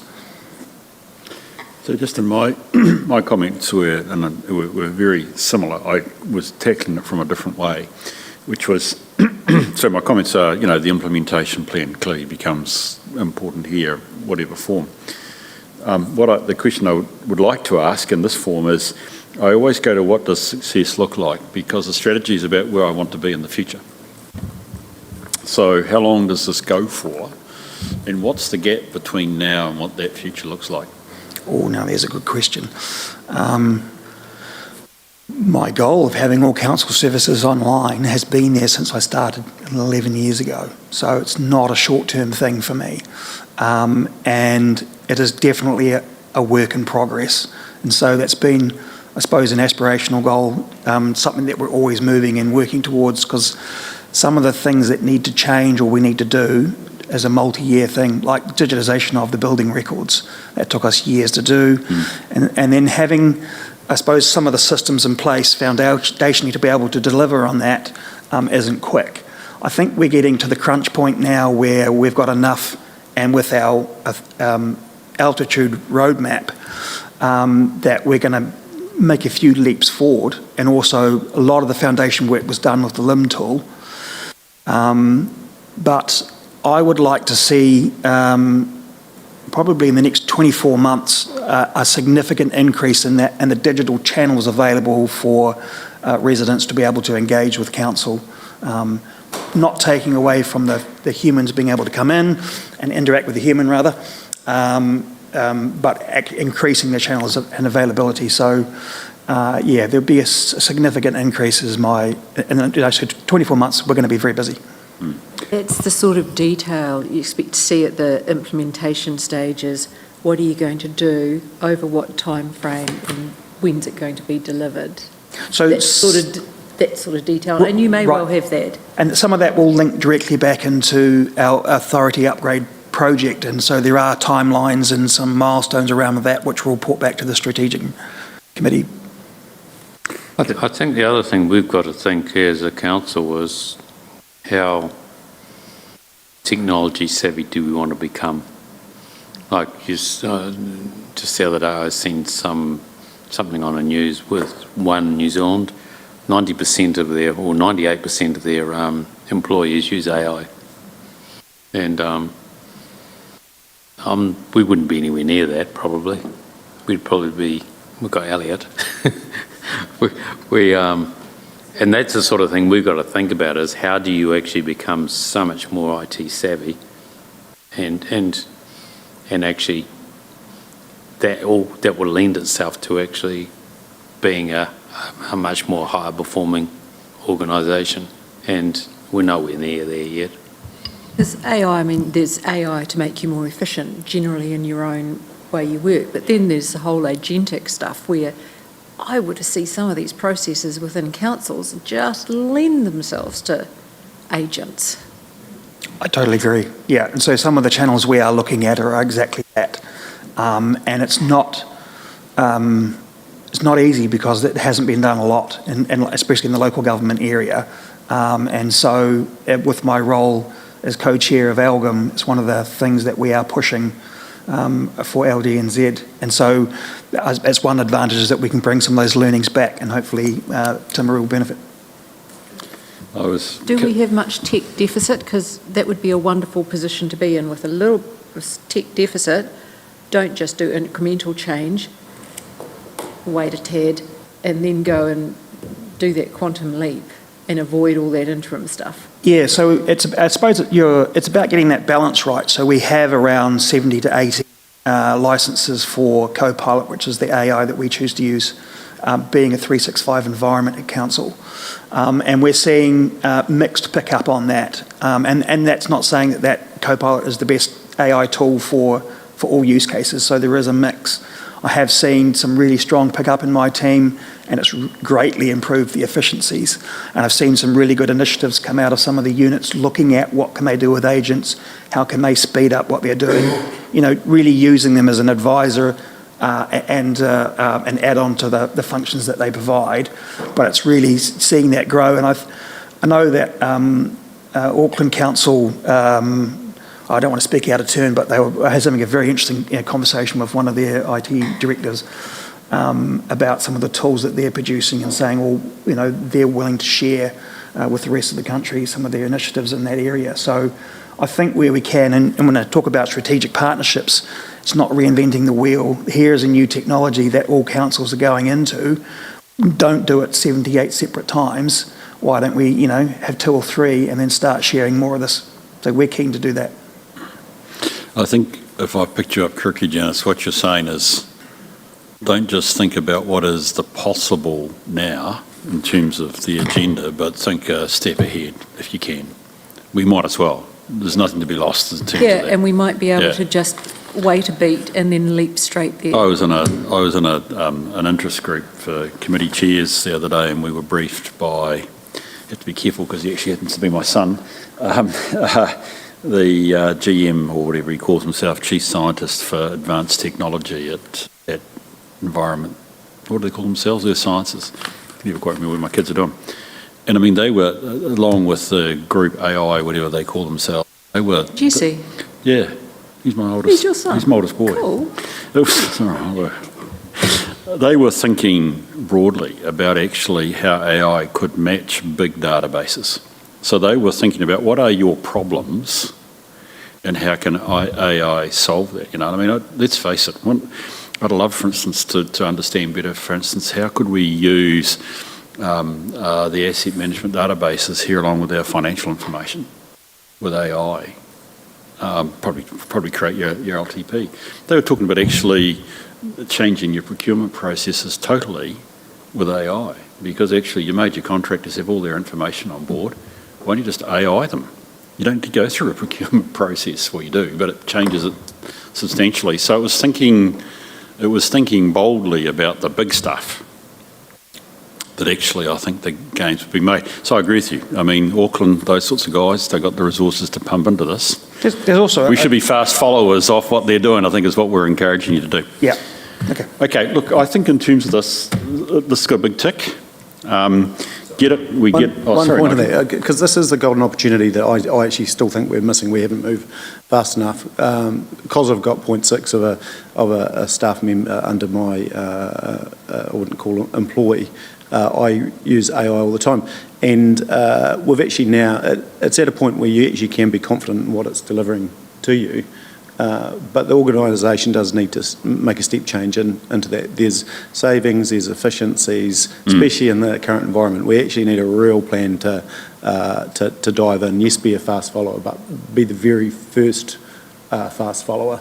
Because I just feel actually that we've moved too slow and that we're moving too slow, and we need to really prioritise this. So this has to be discussed around the SLT table. If you look at all the opportunities within council, it's just an absolutely no-brainer that we really, really focus on this as an opportunity. And I just don't feel we are. And there's probably will in certain areas, but actually these guys around this room need to embrace it and get on board with it. I was just going to ask. This has to happen.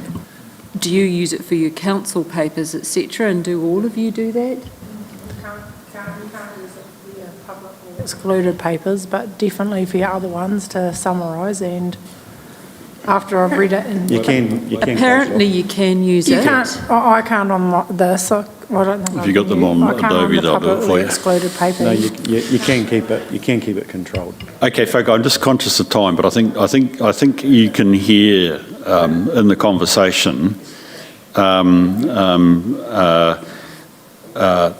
enabling of being aspirational. But I think the other thing equally that's come back to that is if you go back to even if my question, where do we want to be in a certain space of time? And also, how do we want to be? The idea of being the first fast follower. There's getting a lot of Fs in there, I think, isn't it? First fast follower, FFF, starts to drive perhaps what is the tone of the strategy that's coming forward. So just to close, what are the next steps from here? You've got this draft. What happens next? When will it get, shall we say, finalised? Can I ask that question? Yeah, I think well, by the next audit and risk, which is proper June, I'd like to come back with as close to a final as I can. Yeah. Great. Okay. Well, we'll bag that one. That'll be good. Okay. Can we just note? Can we just receive and note the draft information technology? Thank you for that one, Justin. It's been a very helpful little discussion. Do I have a mover and a seconder, please? I'll move. Thank you, Scotty. All those in favour, please say aye. Against, it's carried. Thank you for that, Justin. It was a long way to wait to get to the last. I think that's my last of the open agenda items. Thank you, Megan. So we now, there's consideration, there was no urgent or minor business. So we move into PX again. We've got the paper in front of us. Obviously, we don't need to worry about 10.7. We've already dealt with that. I'll move from the chair that we do so. Over, seconder, please. Thanks, Scotty. Any discussion on that? All happy this goes to PX? All those in favour, please say aye. Against, it's carried. Thank you very much. Just